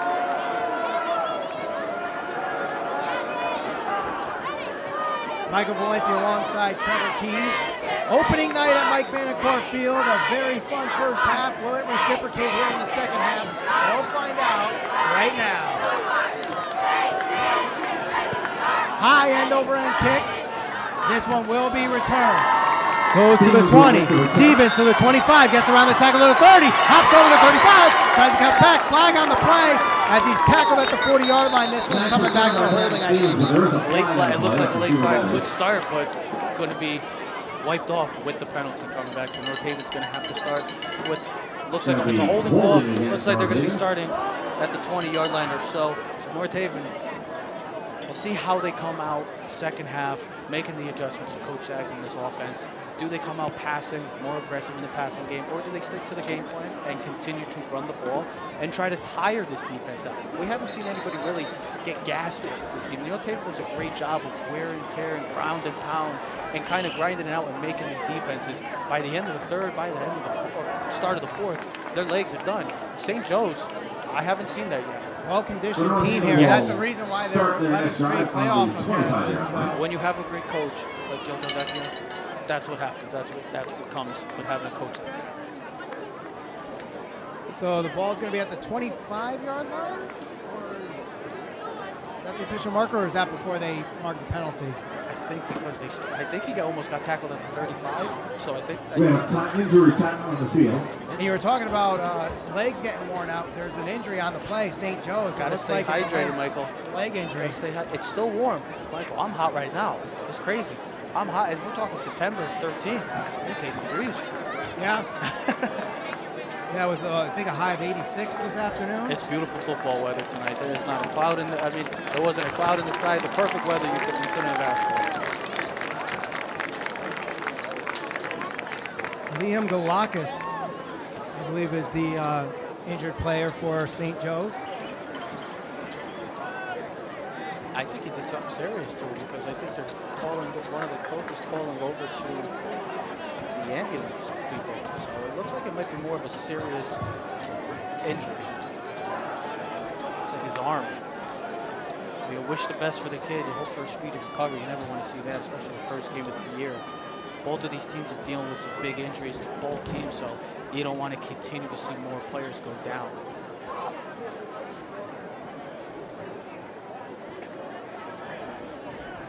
So he is standing, and the card is coming out. Yeah, it's a leg injury. Oh, it's a leg. I thought it was my apologies. Yeah, I thought I saw them looking at his leg originally. Well, you never want to see that. Like I said, you hope for the kid to come back as fast as can and wish for a speedy recovery. But it doesn't look too promising right there, but it looks a bit where he's gingerly walking.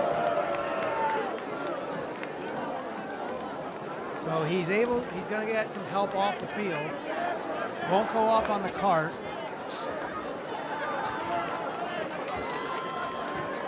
.11:52 to go here in the third quarter. Tied at 7. North Haven will have the ball first and 10 at the 25-yard line. I'd like to thank our sponsors while we have this break in the action. North Haven Funeral Home at 36 Washington Ave, 203-239-1179, northavenfuneral.com. North Haven Rotary Club at P.O. Box 202, 203-667-1357, and Arnold's Jewelers at 117 Washington Ave, 203-239-4291, thearnoldsjewelers.net. After the kickoff and the penalty, ball at the 25-yard line, first and 10. Man in motion, that is Cretella. Mastriani hands it off. He's going to be stopped behind the line of scrimmage trying to dive to the 25. Ty DeMoro on the carry. That was Tyler Dwayne DeMoro Hatcher with there. the tackle. Not No much gain on the there play. So we're at on 7 first and down. That was a good play by Jermaine Hatcher right there on the edge. It looks like just like what we've seen from the first half. St. Joe's being the more aggressor early on, getting in the backfield. Now, not to say anything about previous years, but North Haven, it seemed like they always were able to establish the run early. And, I mean, maybe it was the teams that were playing in previous years, but St. Joe's, it seems like this has been their toughest battle in the running game in the last couple of years. As Cortella takes the carry, breaks a couple of tackles, gets to the 35, first down, tackles to the 38. You were saying, Michael? You were saying, what were you saying? You were saying? No, but you are right. You are right. The big thing coming into the season because of the law, because of the senior class that just passed on and went to better things for themselves. This is an inexperienced offensive line, so they're going to have to gel. The chemistry may not be there right off the bat, but it's slowly looking like it's getting to North Haven standards. And right there, as you were saying, Cortella with the big run. And one thing to also note, too, the offensive line, younger, may not be as big as we've had on the offensive line in previous years. You kind of look at the size difference right now with St. Joe's has a big hit from behind the line of scrimmage there as number 43, Christian DeMeo, gets hit. Wow. I was like the show. Remember the show Jacked Up back in the day? Oh, yeah. That's exactly what he. By the time the ball was in his hand, he looked like he was there. What a tremendous play right now. This St. Joe's defense has been very impressive going after this. They are not backing down from this monster that we call North Haven rushing attack because they average, 300-400 yards in the pass on the ground. And right now, St. Joe's is not backing down from this Nighthawks team. Mastriani looks to throw here. The pass is complete. Crosses the 48-yard line as he goes out of bounds. And that is going to be a North Haven first down. And they're signaling a North Haven first down. And that's what I like to do. I like to see that. A little more passing where because they're anticipating the run so heavily on defense, catch them off guard with a little misdirection, a little play action, something like that, and maybe you bounce it into a huge play for the Nighthawks. 9:51 to go here in the third quarter. Mastriani takes the carry, crosses midfield, and gets tackled at the 48-yard line. Tied at 7, just over the first 2 minutes into this third quarter. Gets into St. Joe's territory now. So North Haven into St. Joe's territory on their first possession of this second half, trying to break the tie. St. Joe's had a chance to tie it, but led to a botch snap. Oh, take on the lead. field goal. You meant Or take the lead. That's what I mean, break the tie, take the lead. High snap, handoff to Cortella, finds a hole up the middle, breaks through to the 40, and gets to the 36-yard line for another North Haven first down. Great run there by Christopher Cortella. And that's the second time we've seen this play. It was about 2 plays ago. We just saw the same play, and it just had the same exact success. The misdirection counter looks like it's working right now for North Haven. Liking what I'm seeing. The adjustments are there right now by Coach Sags. How does this defense of St. Joe's respond? Clock continues to run with 9:10 to go in the third quarter, tied at 7. First and 10 for North Haven. Looks to throw, dumps it. Ball is caught and gets about 5 yards on the complete catch there to Edgerling. Nathan Edgerling. So for what I'm seeing right now, St. Joe's is not letting anything behind them. They'll let North Haven beat them up front with little passes, dink and dunk like that. They're not going to let anything behind them. And that's why you're seeing these little short passes right now. Whereas if you can continue to just pass the ball like that, get little 4 or 5 yards chunks, second down, manageable, get back to running the football, your bread and butter. 8.5 to go. Second and 6. Handoff behind the line, gets hit, but breaks the tackle. That's Artie McCormick, the freshman. Can't get much on that play. So it'll be 3rd and 6. I mean, that's just a great job by the defense. I mean, missed tackle right there, but 2 to 3 heads right there. As soon as he was able to look like he had a little green, St. Joe's very aggressive right now defensively. Not missing a lot of tackles. They're getting in the backfield, and they look like the lower team at the first punch in the trenches right now. Under 8 minutes to go, 3rd and 7. So McCormick actually lost a yard on the play. They fake the handoff to McCormick. Has an open man, and it is incomplete. But Mastriani had an open receiver, but he tried catching it with one hand there. He had him, but he did. I don't know if he didn't have. He probably could have caught that if he had two hands, but he tried. I think wanted to go with the spectacular catch. Sometimes you just got to get two hands out, make the play, and get the first down for your team. You don't need to make the highlight play. But Tyler now North DeMoro Haven- was the intended receiver on that play, so North Haven forced a punt with 7:47 to go in the third quarter, tied at 7. It looks like could be another point inside the 5 for this St. Joe's offense coming. Good snap. High punt, but short. And fair catch as contact was made, so a flag's going to be on the play there for fair catch interference. Chris Curtella looked like he was trying to evade the receiver on that, but they're going to call it nonetheless. Well, one of the refs kind of just like, I don't know. That's a little questionable call right there. I think the first questionable call right there. I don't really. As a hand, you can hear the fans very displeased with that call. But hey, if they're gonna call it, go with it, even if it's a questionable call. So on the kick catch interference against North Haven. So that's one thing I think St. Joe's definitely has the upper hand on North Haven so far tonight is the penalty game. North Haven has committed quite a few penalties tonight. I don't think St. Joe's has committed one yet. I'd go one step further. I would say that the field position game has been in favor of St. Joe's. They just haven't been able to capitalize. North Haven has been a lot inside their own 20, inside their own 10, 5-yard line, whereas St. Joe's is going to start now at the 30-yard line. You've seen the 35 throughout the night. So St. Joe's has been winning inside with the sense of the field position. They just haven't been taking advantage of the field position. So after the penalty, St. Joe's starts at the 30-yard line, 1st and 10, 7:49 as the clock got reset there. Handoff by Kilmartin, and he's going to be stuffed at the line of scrimmage, maybe even lost a yard.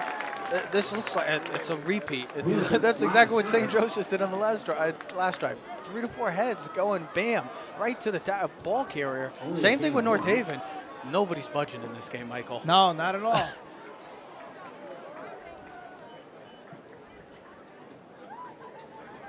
So it'll be 2nd and 9. He actually ended up getting a yard on that play. Clock continues to run here as we're tied at 7. 7:15 to go. 2nd and 9. Jones looks to throw. Pump fakes. Throws this one deep. He has it. Incomplete. Incomplete. Broken up by Brandon Stevens. He caught him with the pump fake. He had a little room for him right there, just a little underthrown, and great job of coming back and looking where the ball was and making the play. This game is just playing. This game is back and forth. This is it. As a football fan, I've thoroughly enjoyed what I've been seeing throughout this game. I know it's 7-7. It's not pretty. People want to see the big plays, big touchdowns. But hey, if you're a fan of football, hard-hitting football, this is your type of game, and we've been seeing it right now. I mean, St. Joe's is looking to get those big plays in the air. We've seen Harry Jones throw that deep ball quite a few times. He hit one for a 90-yard touchdown pass earlier in the game. He's got the arm strength. We've already seen that. 3rd and 9, man in motion. Jones mishandles the snap, gets chased out of the pocket, misses the sack there, throws it on the sideline, and is incomplete. And a man is down on the field for North Haven. Luke Asbury on the pressure, but the North Haven player is down. Asbury was the man applying pressure for North Haven. He might be the one also down. I didn't see the number. It looked like a bad snap at first. Jones bobbled the ball, and then North Haven almost getting the sack, the first sack of the game. But again, Jones finding a way to get out of the pocket and just make the throw. I know it was an incompletion, but just making the throw to not have a big loss for the St. Joe's offense. We do see some players. You won't be able to see them on the camera, but we see them right here from our angle in the press box. A couple players are on the back of the bench stretching out. So I think the wear and tear, the cramps are starting to kick in here in the third quarter. Yep. See the foam roller out. And this could be this injury too. This could be a cramp thing. We saw a lot of this last year too early in the season. Oh, that was Cretella. That was Cretella. Cretella was the man that was down. Definitely need to keep an eye on that to see. Hopefully he. As we were just told by, a little banged up there. He is playing injured. We'll keep an eye on that injury because that could be, he's a big part of this offense and a big part of this defense. So we'll see if he comes back to help this Nighthawks team. I mean, we already, before the season even started, we do have a couple seniors that are out. Senior captains, Senior too, captains which is so out with unfortunate, injuries. Michael. Brandon Stevens will be back to receive. Pertella being another senior, that would definitely hurt North Haven.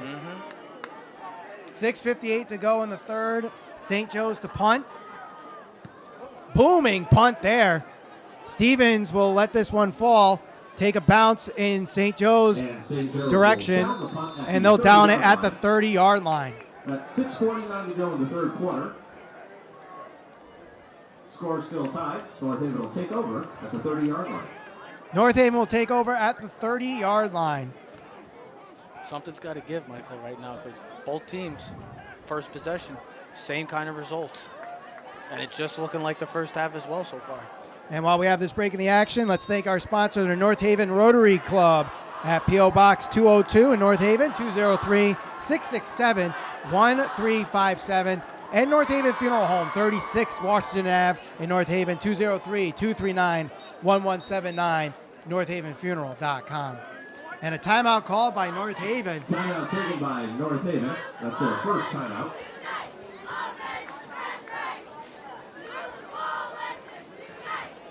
And while there is a timeout, we do notice that there is a player for North Haven that looks like to be going on the cart. Joshua Crouch, I believe it is, number 73. And like we said, North Haven's been dealing with injuries, so another man could be possibly down. So another man needs to step up.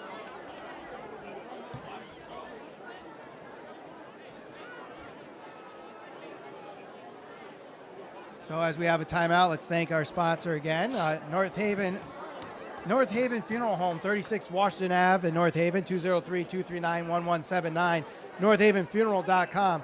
Arnold's Jewelers, 117 Washington Ave, 203-239-4291, thearnoldsjewelers.net.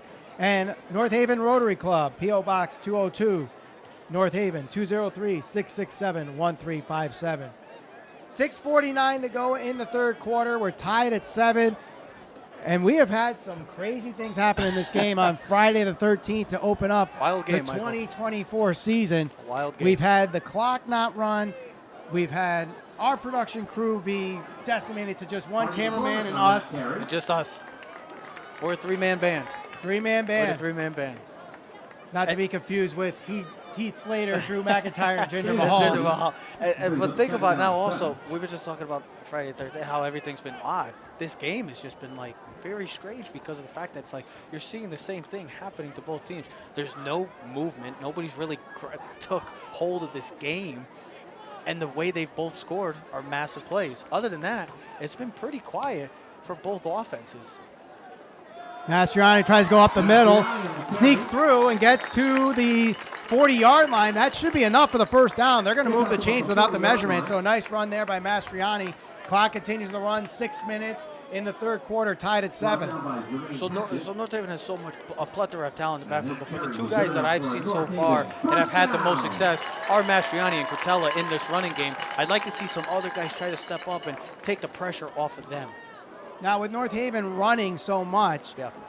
obviously that's going to kill the clock more than a passing attack. Do you think that favors North Haven, the fact that they eat up so much clock in between plays with the running game? I think it always helps. As long as if you could keep the opponent's offense off the field, you're doing the job. That's all you want to do. If you can control the tempo, control the clock, control everything that you want to, like North Haven's been doing for so long, it helps your defense, give them some rest as well, and it doesn't get the offenses on the field. True, but on the flip side of that, though, by keeping the clock, running as much as they do, if they don't get points on the board, That is and true. St. Joe's ends up retaliating with some points on the board, that it doesn't leave them much time to get the. And especially with the way this game is going, all it could take is, Mastriani throws a nice pass to Stevens, but it bounces right off his chest. this is like the perfect game. It's like a game of inches, and this is like the perfect description for this game because all it might take is one play because all we've seen is two big plays from this game, and that's all we've had. It's 7-7 because of two massive plays. So it might just take one play. I mean, North Haven can have the ball for the rest of the second half. But like you said, maybe they don't capitalize and get any points. All it might take is just one little play where they can, change the whole outcome and momentum of this game. 2nd and 15. And run to the outside, and he's going to be stopped before he could turn to the edge. That was Tyler DeMauro, not getting much room on that play. So St. Joe's, again, doing a great job containing the North Haven running game here in the second half. Yeah, they shut down that boundary, running towards the boundary. They shut that down, and that's pretty much how this game has been going for both of these defense. Nobody can gain an upper hand, and you're just seeing it with the score and with the play in the field right now. This has just been a 12-round fight that nobody wants to give in. So 3rd and 13. This is kind of a big down and distance, even though it's the third quarter. We're past the halfway through the third quarter here, tied at 7. If I'm thinking four down territory. Get a big chunk play right. It doesn't have to be all right here. Get a chunk play and then maybe go for it on a 4th and more manageable play. And he's going to be tackled behind the line of scrimmage. Egerling couldn't find anyone to throw, so he loses about 3 yards on the play. And that's just great coverage, Michael. And North Haven forced the punt. 4th down and long. If there's nobody open, that's what the St. Joseph's secondary is doing its job. If you can't find anybody open, that's probably the best bet for North Haven. What they should have done, maybe just throw it away, and then instead of taking the sack. Because now you got to play. You got to hope for a good kick here because of the field position game once again is coming into play for St. Joe's. 4.5 to go in the third quarter, tied at 7. Here comes the punt. It's a line drive punt to be returned. Trying to get to the outside edge, stiff arm Stevens. And Stevens stays with it and pushes him back out of bounds at the 35-yard line. Say it again. 35-yard line. They're going to the 35-yard line. The 5th possession tonight to start at the 35-yard line. Is it really? You counted every. You're the do-it-all guy. Look at you, doing the sponsors, knowing how many down at the field of possession. It's funny because our executive director Walter Mann always jokes with me. He wants me to do play-by-play, switch cameras, operate the cameras. Michael, you're doing it roll right now. graphics. I told him, man, I can only do so much. I'm just here watching it. I'm here commentating, but I'm here watching you do it all. Just imagine if I was able to do the camera work too. He's a do-it-all guy, ladies and gentlemen. Hand off the middle. Trying to get to the 40-yard line, but North Haven fighting back, and he's going to get tackled around the 38.5-yard line. That was Kilmartin again. And that's pretty much how it's been going tonight for both teams. Little chunks, 2, 3, 4, 5 yards a pop, but nobody's been able to gain any movement with both of these offenses. We're at a stalemate, Michael. This is the ultimate stalemate because of the fact that just nobody wants to give up this lead. It's 7-7 right now, and we're about to be heading into this game's flying by. We're about to head into the fourth quarter. 3:37 to go. We are tied at 7. Jones drops back, looks to throw, has time in the pocket. The pass is complete as Mastriani does a good job preventing Kilmartin to get any extra yardage after the catch. So no gain on the play there. And that's a win for the defense right there. Anytime you could shut down Jones right now where he's been taking so many shots against his secondary, anytime you could have something underneath like that, you'll take that as a win for this defense. 3rd and 6. 3:06 to go. Third quarter, tied at 7.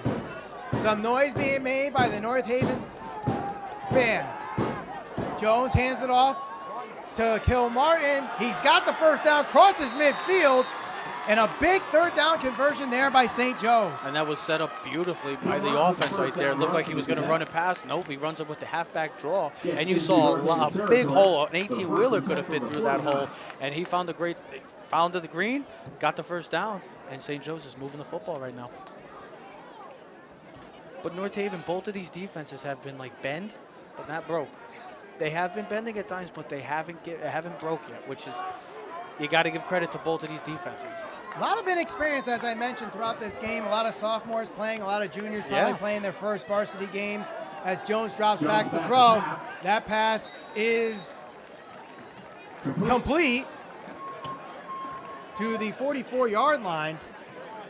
So clock continues to run. 2:09 to go here game of about 6 on the play, as St. Joe's is now going to take their time and kill this clock.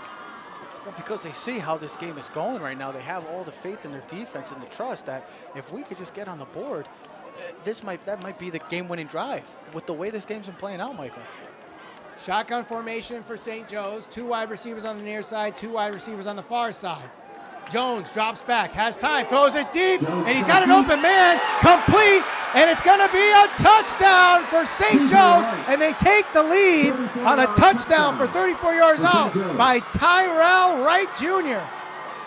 That's the way that St. Joe's has played tonight and how they've scored have been 2 wide open guys, and a beautiful ball, thrown ball by Jones. He has exceeded expectations right now, and Coach Del Vecchio has got to be loving right now what this offense can do, specifically Jones with his throw. He's got an accurate thrower, a lot of zip on that too. It ain't just like a floater. He's gunning it in there, and a big play for St. Joe's, and now they take the lead. 1:34 to go in the third quarter. St. Joe's kicks the extra point, and it is good. So we are now the tie is broken with 1:34 to go here in the third quarter. St. Joe's now leads 14-7. You're watching Friday Night Football on NHTV. Michael Valenti alongside Trevor Keys. Thank you to our sponsors tonight for this game. Arnold's Jewelers at 117 Washington Ave in North Haven, 203-239-4291, thearnoldsjewelers.net. North Haven Funeral Home, 36 Washington Ave in North Haven, 203-239-1179, northavenfuneral.com. And the Rotary Club of North Haven, P.O. Box 202, North Haven, 203-667-1357. So how does North Haven bounce back here? The last time St. Joe's had a big touchdown, North Haven answered right back and tied it up. So could we see the same thing? We're hoping for it. That's what you hope to see, I should say, is you hope for North Haven to bounce back, dealing with the nice drive by St. Joe's. And like Michael just said, we saw this similar in the first half. St. Joe's answers with a huge play, and North Haven comes back with a big play themselves. So can North Haven, but the thing was the last drive, St. Joe's was having small passes. They were taking their time, running the clock, and then they go with the big play over the top. North Haven, can they do that right now? Can they continuously sustain that run game, get it going, and maybe set up that passing game? Rios, who scored the first touchdown of the night, kicks it off here, and it's an angled kick. Short kick will be returned by North Haven. Cottage trying to find somewhere to run, but he goes around and loses yardage after gaining to about the 25, goes back to the 23-yard line. Right now, from what I'm seeing, St. Joe's has all the momentum. They look fired up. North Haven looks like they just got hit by a bus. They're going to bounce back. You know that Coach Alex is going to have these guys ready to go. But a huge, huge drive. Knowing with the way this game has been played out so far, a massive drive for the Nighthawks. Probably the biggest drive of the night for the Nighthawks here. 1:25 to go in the third, trailing 14-7 in the third quarter. Ball on the ground, and Bubble on the snap. North Haven able to get it back. Mastriani's able to recover. So not a good start to this drive here for North Haven. Not the ideal way to start the drive right now. Now North Haven, it puts themselves in about a 2nd and 13, 2nd and long situation where they don't want to be. They're uncomfortable with a situation like this where now you might have to go to the passing game and try to get back some of those yards right now.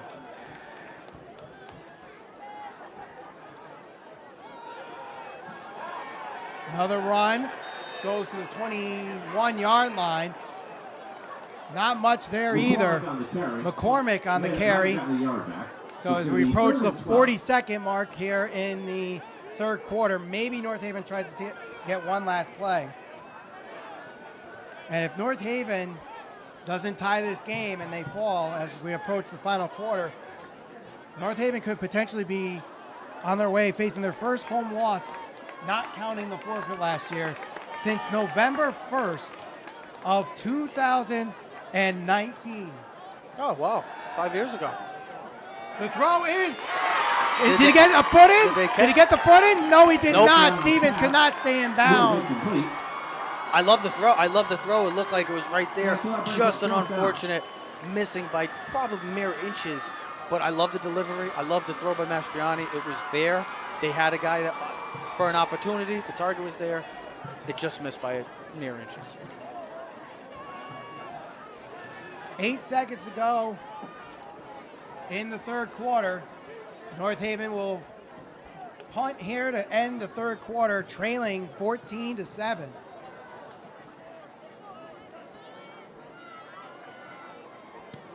Punt nearly blocked, but a high end over end punt is going to be returned to the 40, trying to sneak to the 35 and gets tackled at around the 36-yard line. And that is going to end the third quarter. St. Joe's leads this one 14-7. You're watching Friday Night Football on NHTV. Michael Valenti alongside Trevor Keys. Been a fun one. It has been an entertaining one. St. Joe's, it seems like they've gotten the momentum here in the third quarter. North Haven's got to find a way to really stop them here in the fourth quarter. How do they do that? Right now, just keep believing in yourself. Just play your game the way you are. Got to keep an eye on Jones. He has been able to deliver the ball with his leg and his arm right now, having 2 big touchdowns for this St. Joe's team. So keep an eye on one. That's the main thing, is you have to keep an eye where number 1 is. Whether he's running or he's throwing the ball, you got to keep an eye on it. Know your surroundings, be alert, talk to your teammates, be communicative, and you got to be aggressive. Make some plays. Maybe they go after a little more aggressive, because when they've been aggressive and they've ruined some blitzes at him, he looks uncomfortable and he's throwing short throws. So maybe they're a little more aggressive right now and they go after Jones.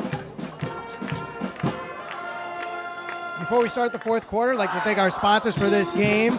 North Haven Rotary Club, P.O. Box 202 in North Haven, 203-667-1357. Fourth quarter starts here. St. Joe's with the ball after the punt. Taking the lead late in the third quarter, they lead 14-7. Handoff up the middle. Gets to the 32-yard line. Kilmartin on the carry there.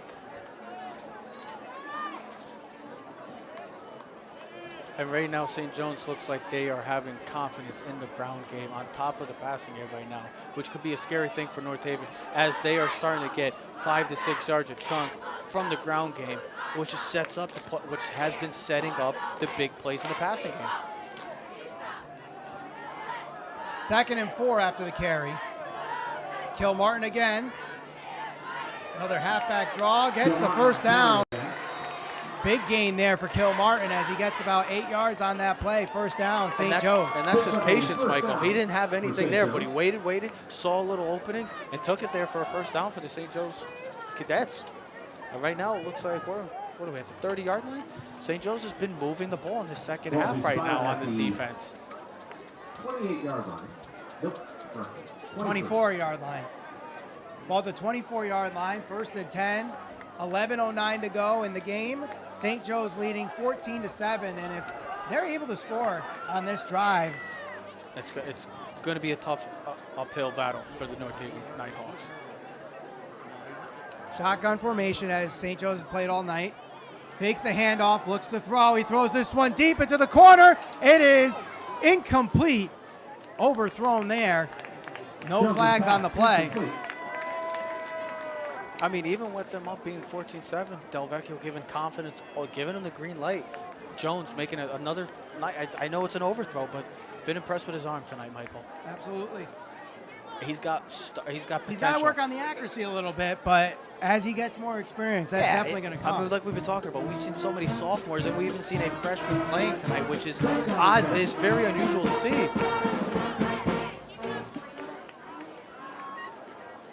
Handoff to Kilmartin. They try to contain. He breaks a couple tackles and crosses the 20-yard line before he's brought down. Clock continues to run at 10:35 to go in the game. Fourth quarter, St. Joe's leads 14-7. And sets up for a huge third down right now. Does North Haven become aggressive again and go after Jones, or do they stay back, play conservative, and play coverage? Me, I'm bringing the blitz. Because what I've seen from him so far when he's getting pressure doesn't look the same when he's standing in the pocket and making great throws. Trips formation. 3 wide receivers on the near side. Quick pass underneath. is complete to Rios. Rios is tripped up, and he Jones' is pass complete to close to the Rios. first down marker. Depends on where he's marked. Tackled by Brandon Close. Stevens. We'll see where the spot is. I think they're going to call it a first down. It looks too. I don't know if it's a first down right now, Michael. They might have. No, they are Yep, moving gave it. They're yep. not even going to measure. They are moving the chains. I A stand first down. corrected. You were right. You were wrong again. First down.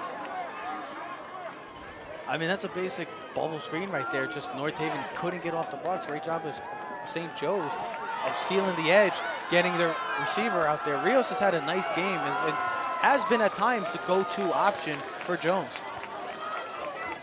9.5 to go in the game. North Haven trailing by 7 with St. Joe's threatening to score again. Ball at the 13-yard line, 1st and 10.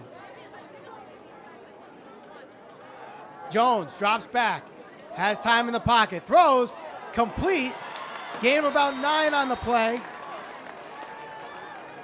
I believe that is John Mercier that received that one, number 3. Jones' pass is complete.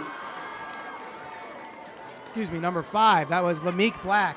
Hard to tell sometimes when it's so far away and you don't got the monitor in front of you. You need glasses? No, I don't need glasses. I need sure? a monitor. You need a monitor? Oh, you gotta look over here. I'm trying, man.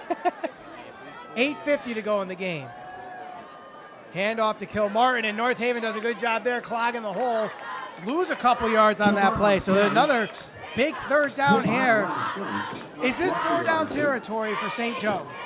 If you have faith in your kicker, you go kick the field goal, you play 10. With the way your defense has been playing the second half and throughout this game, you go up 10, it could be the game right there. But if you have confidence in this offense, which they've been able to have, I mean, they've grown throughout this second half, I should say.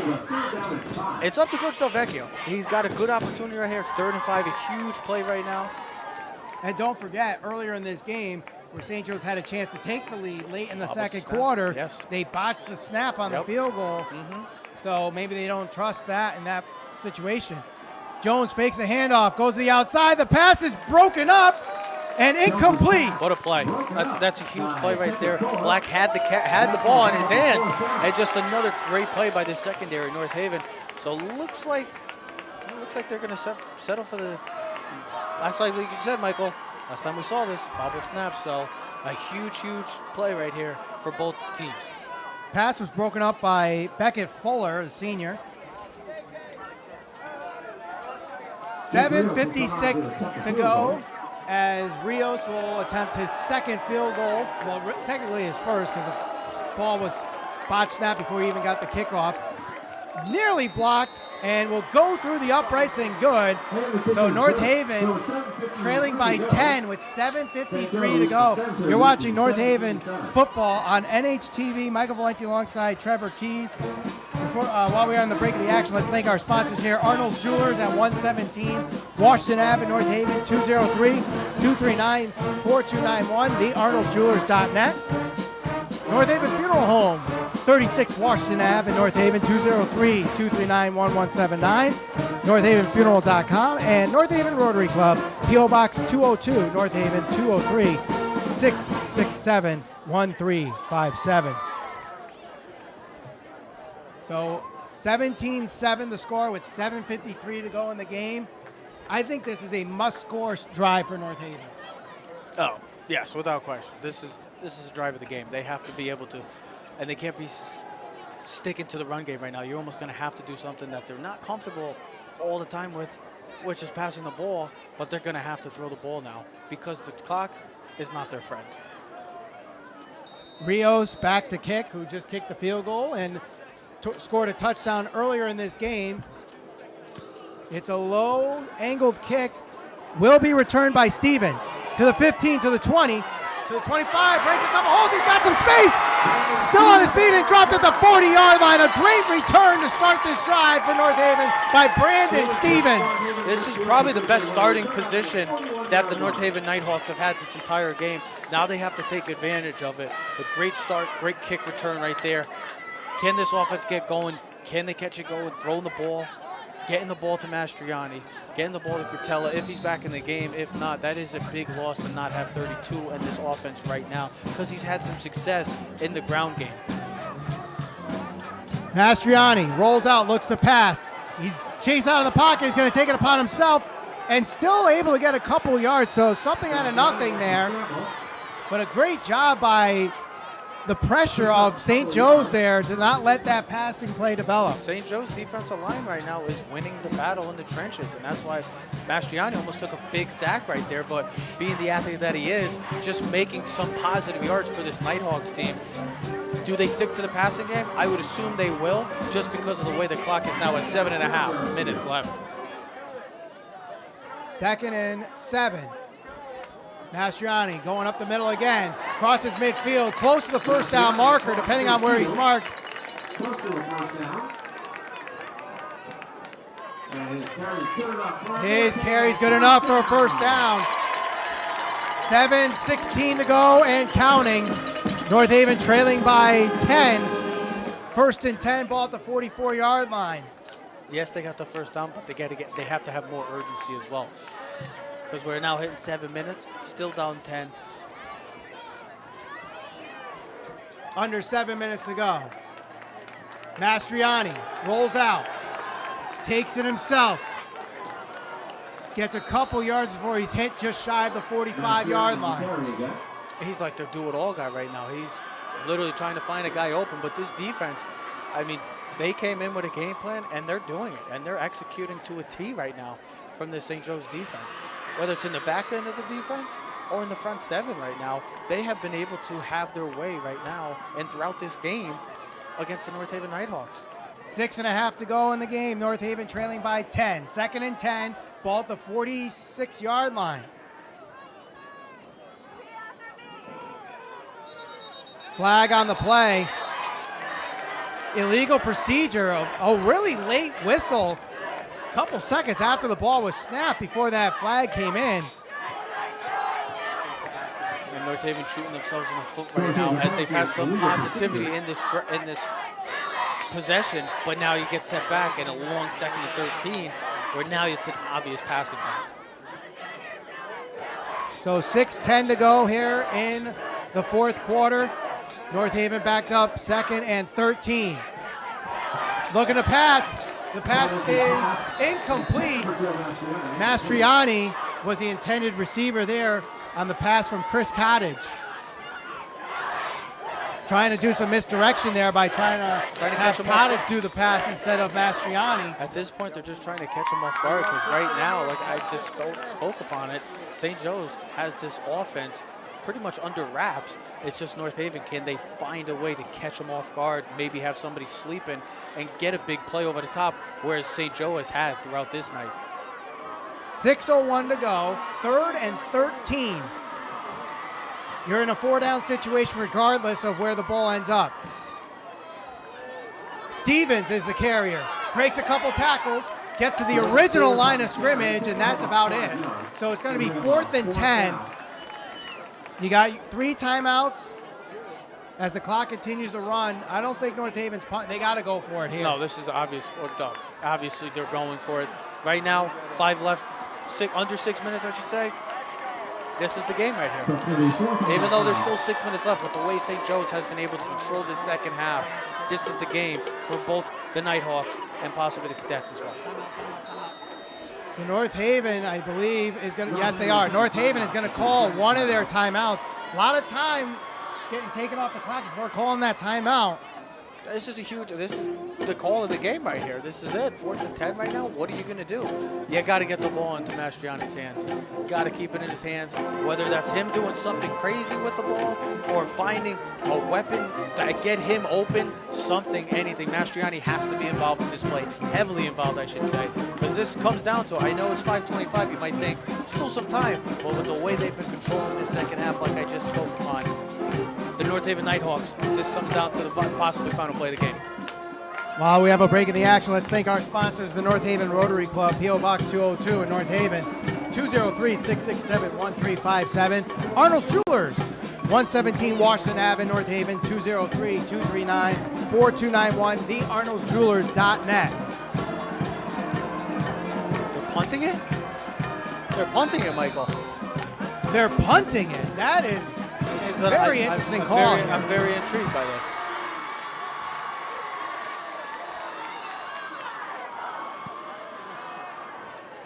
And the punt is a fair catch at around the 15-yard line. I'm sorry for speaking so like that. I was caught off guard because, like I said, 5:25 left. It's 4th and 10. You're down by 10. You gotta. It seems like you gotta go for it, and it's a no-brainer, you would assume. But North Haven thought otherwise, and they're gonna try to play the field position game. Hopefully, maybe get a quick 3 and out and get back on offense, but we will see. 5:25 to go in this game. North Haven trailing 17-7 against the St. Joe's Cadets. Ball starting at the 15-yard line for the Cadets.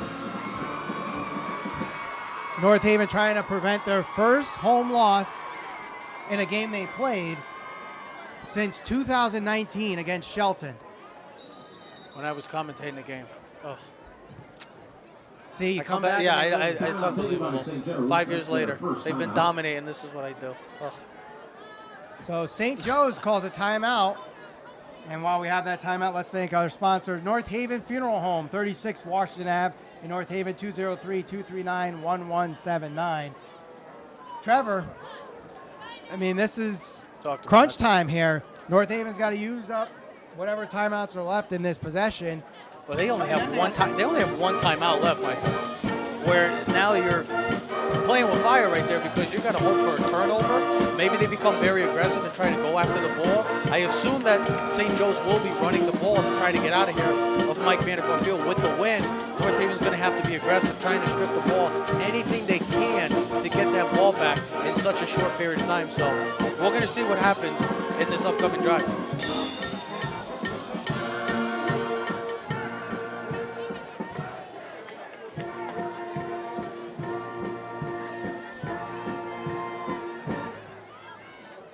First and 10 out of the timeout. Handoff up the middle. They're going to get 3 balls. They fumbled. Fumble! What did I just say? It's a fumble! North Haven got What it! did I Are just you say? kidding me? What did I just say? What did I just say? I said this is the only way they're going to be aggressive. And what happens? The first play, they get the ball back. A huge momentum swing. Can they capitalize quickly? Short field. Don't have to eat up any clock. Well, they would have to score realistically within the next minute and a half because they only have one timeout still too. So the clock isn't their friend. They're going to have to get the ball real quickly.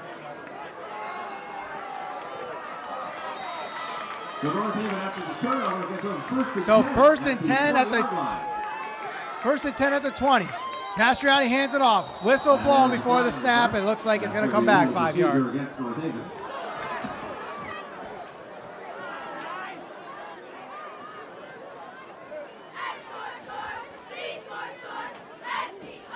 So 5-yard penalty on the illegal procedure. So first at 15 from the 25 now. And one of the things, if North Haven ends up losing this game, that you could look at is the penalties. Again, I still don't think St. Joe's committed a penalty. If they did, it was one early on in this game.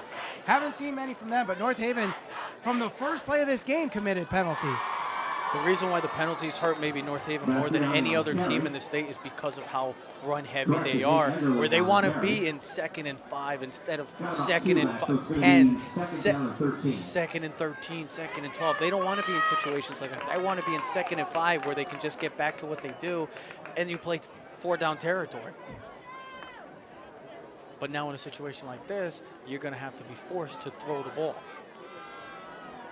Under 5 minutes to go. 2nd and 13, ball at the 23-yard line. North Haven trailing by 10. Mastriani looks to throw. Passes tipped again, and intercepted.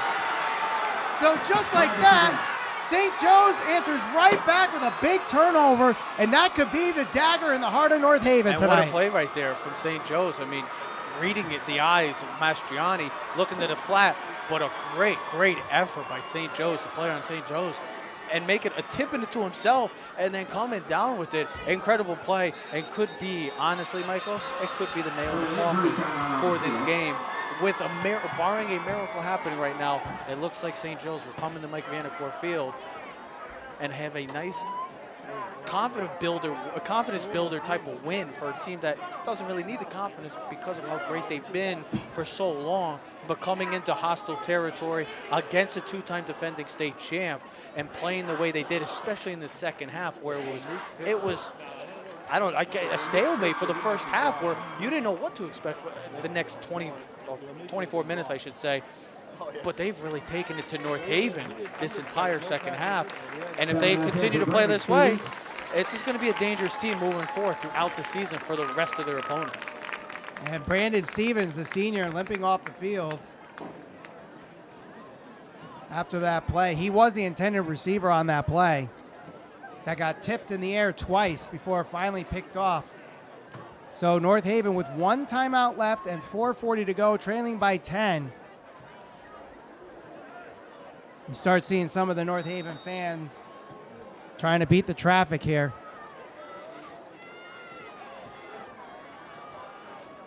It's Friday the 13th, so crazy things are happening all night. So we'll see what happens as... Well, I would say the craziness happened in the first half, but the second half, it's kind of been all same. We got a little chippiness at the end, but it's been all St. Joe's in the second half, if we're being realistic right now. First half, it was a back-and-forth game. Nobody wanted to really take hold of it.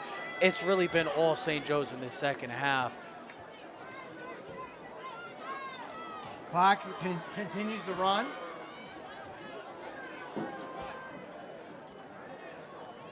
Second and 6 with 4:20 to go in this game.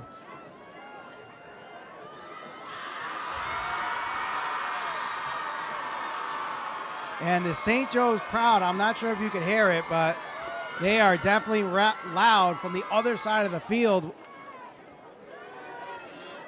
And run on the edge, tackled outside the 35-yard line. He's pushed out of bounds, so that will stop the clock as Lameek Black gets the carry. It looks like it will That also moves move the the chains. chains, too. So another first down for the St. Joe's Another first offense. down for St. Joe's. It stops the clock for being out of bounds, but still. Ball at the 37-yard line, 3:56 to go in this game. It's been a bit of a surprise for me because North Haven really never got going rush, with the exception of the Mastriani touchdown. North Haven really never got it going in the running game. Wow, the St. Joe's crowd chanting, "This is our house." They might get the last laugh, Michael, just because North Haven was very talkative. The fan base was very talkative throughout the game, but they have maybe got the ultimate say, hey, guess what? Nice try, but see you next time. St. Joe's takes their second time out. And with that break in the action, you're watching Friday Night Football on NHTV. Michael Valenti alongside Trevor Keys. Let's thank our sponsors for this game. Arnold's Jewelers, 117 Washington Avenue, 203-239-4291, thearnoldsjewelers.net. North Haven Funeral Home, 36 Washington Ave, 203-239-1179, northavenfuneral.com. North Haven Rotary Club, P.O. Box 202, 203-667-1357. Trevor Keys alongside Michael Valenti here.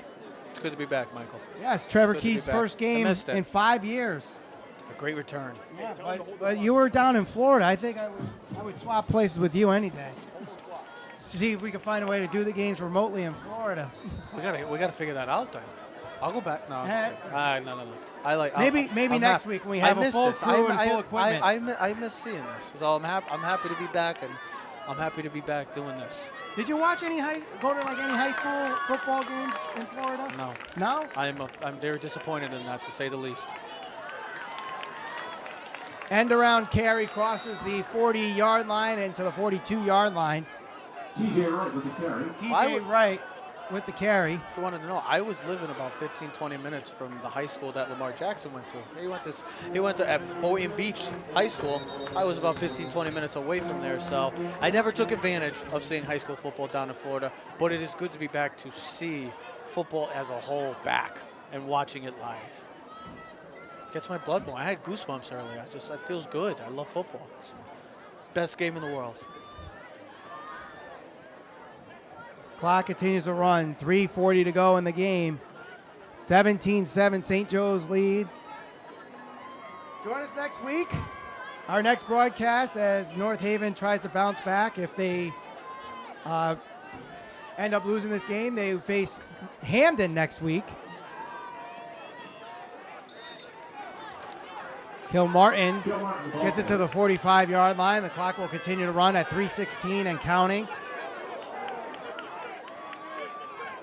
And that's all I expect really St. Joe's to do the rest of the way. They're going to just run the ball. The clock is going to continue to run. Another first down here. That's just going to add take more time off the clock. That's what I expect. I don't see Jones throwing the ball the rest of the way. Maybe he does catch him off guard, but I would assume they're going to run the ball and get out of here with the victory. 3rd and 1. Handoff. Got the first down, cross midfield to the 45, and that will pretty much do it. Finn Kilmartin, who has had a pretty great game tonight on the ground for St. Joe's, runs it through the heart of the North Haven defense. And with about 2.5 minutes to go, I believe that was going to do it here. North Haven with 1 timeout left. Not going to be able to stop the clock that much here as St. Joe's is going to run it out. It's weird because usually North Haven's the one that does this, where they're taking it to their opponent, and St. Joe's in this second half has taken it to their opponent with running the football. Outside of that big pass play from Jones, they've been running the ball very successfully in this second half. And one of the few stops you just saw from North Haven. But outside of that, it's been a pretty solid day on the ground from St. Joe's tonight. Reach the final 2 minutes of this game. Again, follow us next week. We'll be live here on NHTV on the NHTV Facebook page. Hopefully we'll get it on the NHTV Facebook, YouTube channel as well. St. Joe's has got the Fireflies out now in the background. Fireflies, huh? Hey, They're just creating things over there now. They're having a time. It's going to be a fun a bus ride home for these cadets as they come into hostile territory with a good opponent too. Both teams are very, very good opponents, and you might even see this matchup again down the road, maybe in the playoffs. But we'll see. Jones takes it himself. It looked like there was some miscommunication on the handoff there, but still able to get a couple yards on the play as we approach the final minute of this game. And North Haven will take their final timeout here. Oh, they're if you're Coach Sagnella, what do you tell the defense here? I mean, the game is over. It's just right now it's 3rd down. They're gonna run the ball. Just play to the final whistle. That's the best advice I can give for anybody. It might have been not your night. Play for the final whistle because coaches see that, your players see that, they feed off of that. If you're still playing, they'll have the energy, bounce back next week, and get it going again. But a disappointing start for North Haven. You know, Coach Sagnella's not happy about this performance, not happy that the offense could never get anything going. There were some positives from that defense. The offense, outside of the Mastriani run, they got to get back to figuring out what made them so successful and so dominant over the past decade, I would say. Now, you played for Coach Sagnella way back when. The glory days, back in the day. Now, when you were playing for him, and Yeah. I'm sure you've had games like this where it was seesaw and then, you just gotta didn't come out that way. It's not the results you want, but you just gotta. Hey, it's a game of football. Somebody's gonna win, somebody's gonna lose. That's how it plays out. The better team's gonna win, and you just gotta bounce back. You learn, you see what you did wrong, you correct those mistakes, and you come back next week with a clean slate. Final minute of this game as They'll bring up 4th down for St. Joe's. St. Joe's is at 4th down here, 4th and 3. They have one more play. They just let the clock run out as much as they can. I mean, if I'm Coach Del Vecchio right now, I'm probably just going for it. I wouldn't even punt it. I would just go for it. It's 4th and 3. They've been able to move the ball throughout the second half, so might as well. You got the confidence in your guys. Again, the next time we'll be here live is next week against Hamden. Kickoff at 7 o'clock here at Mike Vanacore Field. Follow us on Facebook and YouTube, and watch us on NHTV Channel 18 on Comcast. St. Joe's calls their final timeout here with 24 seconds to go, as they will go on the road to Mike Vanacore Field and give North Haven their first loss in a game that wasn't a forfeit since 2019. Yeah, very impressive win. Very impressive. I knew this was going to be a tough matchup for both the Nighthawks and the Cadets. But St. Joe's, got to give credit where credit is due. They came in the second half. They made the adjustments. Why Coach Joe Delvecchio is one of the best in the state and well-respected in the state. And they made the second half adjustments. They stuck to the run game. It set up the big play by Jones. And the Cadets never looked back, Michael. They never really looked back. And North Haven, like I said, never really gained any confidence in the run game because outside of the Mastriani touchdown, they really never got it going in that ground game. Is there anything that you think they'll see of the tape tomorrow that you could point to right now off memory and just be like, that could be a turning point. That could be where we lost it. That could be outside of the two. Obviously, the two wide open passes that led to touchdowns are definitely one of those. But you could definitely feed off of the defense because of the way that defense played aggressive outside of the two big plays that St. Joe's capitalized on. But you could definitely feed off of that defense and the injuries. The injuries play a part in it. When you're a young, inexperienced team, a younger team, you lose a lot of talent, and then you have some players, some experienced players, captains, and big impact players for this team not playing for the rest of the year. That could be detrimental to the team. You just got to look at the mistakes. You got to correct them. Clean slate. Get back to going on Monday.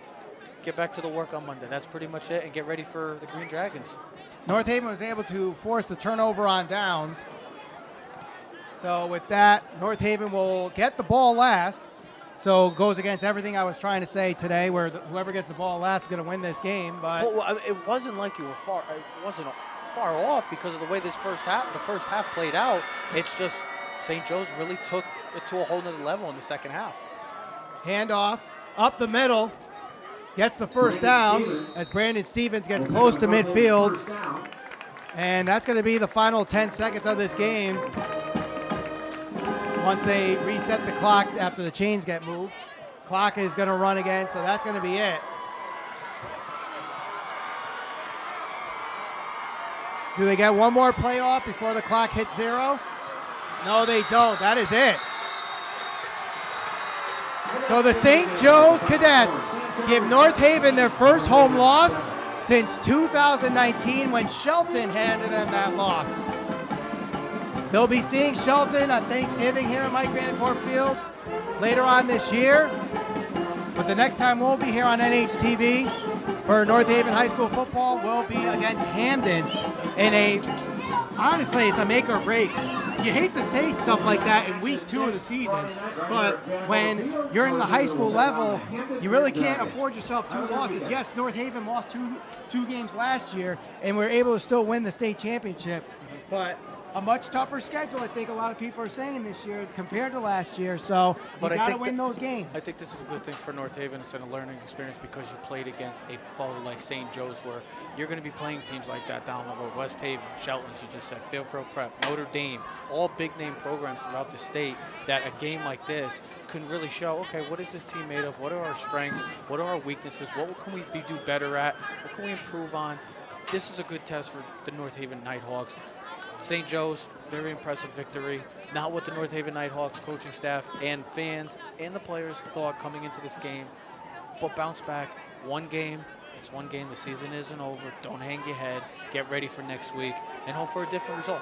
Of course, and I do want to thank our sponsors one last time. Arnold's Jewelers, 117 Washington Avenue in North Haven, 203-239-4291, thearnoldsjewelers.net. North Haven Funeral Home, 36 Washington Ave, North Haven, 203-239-1179, northavenfuneral.com, and North Haven Rotary Club, P.O. Box 202, North Haven, 203-667-1357. Trevor, your first game back in 5 years. Yes, sir. Fortunately, it wasn't the outcome we expected, but hopefully next week North Haven bounces back. Yeah. I'd like to thank everybody for joining us here at Mike Vandercourt Field for this opening game of the 2024 season. Still a long way to go for the North Haven Nighthawks. You know, bounce back next week against Hamden. One game at a time. That's all it is. Like I said, go check out the film, see what we could do better, what you guys can improve on. A great true test for this Nighthawks team going against St. Joe's, and see what they do. They bounce back. It's not the end of the season. It's not the last game of the year. It's week 1. There's plenty of time to improve. That's what North Haven's going to do. You know that Coach Sagnella and this coaching staff will have these guys well prepared next week and moving forward. Of course.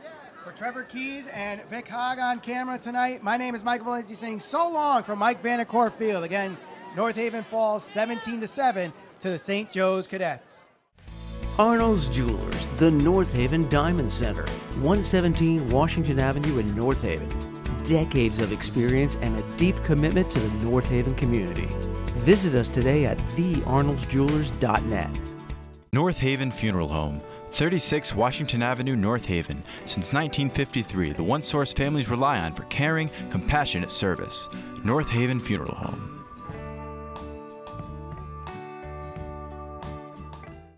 The Rotary Club of North Haven, where the business community comes together. For personal growth and leadership development, Rotary makes one a better community citizen. For more information, please visit nhrotary.org today.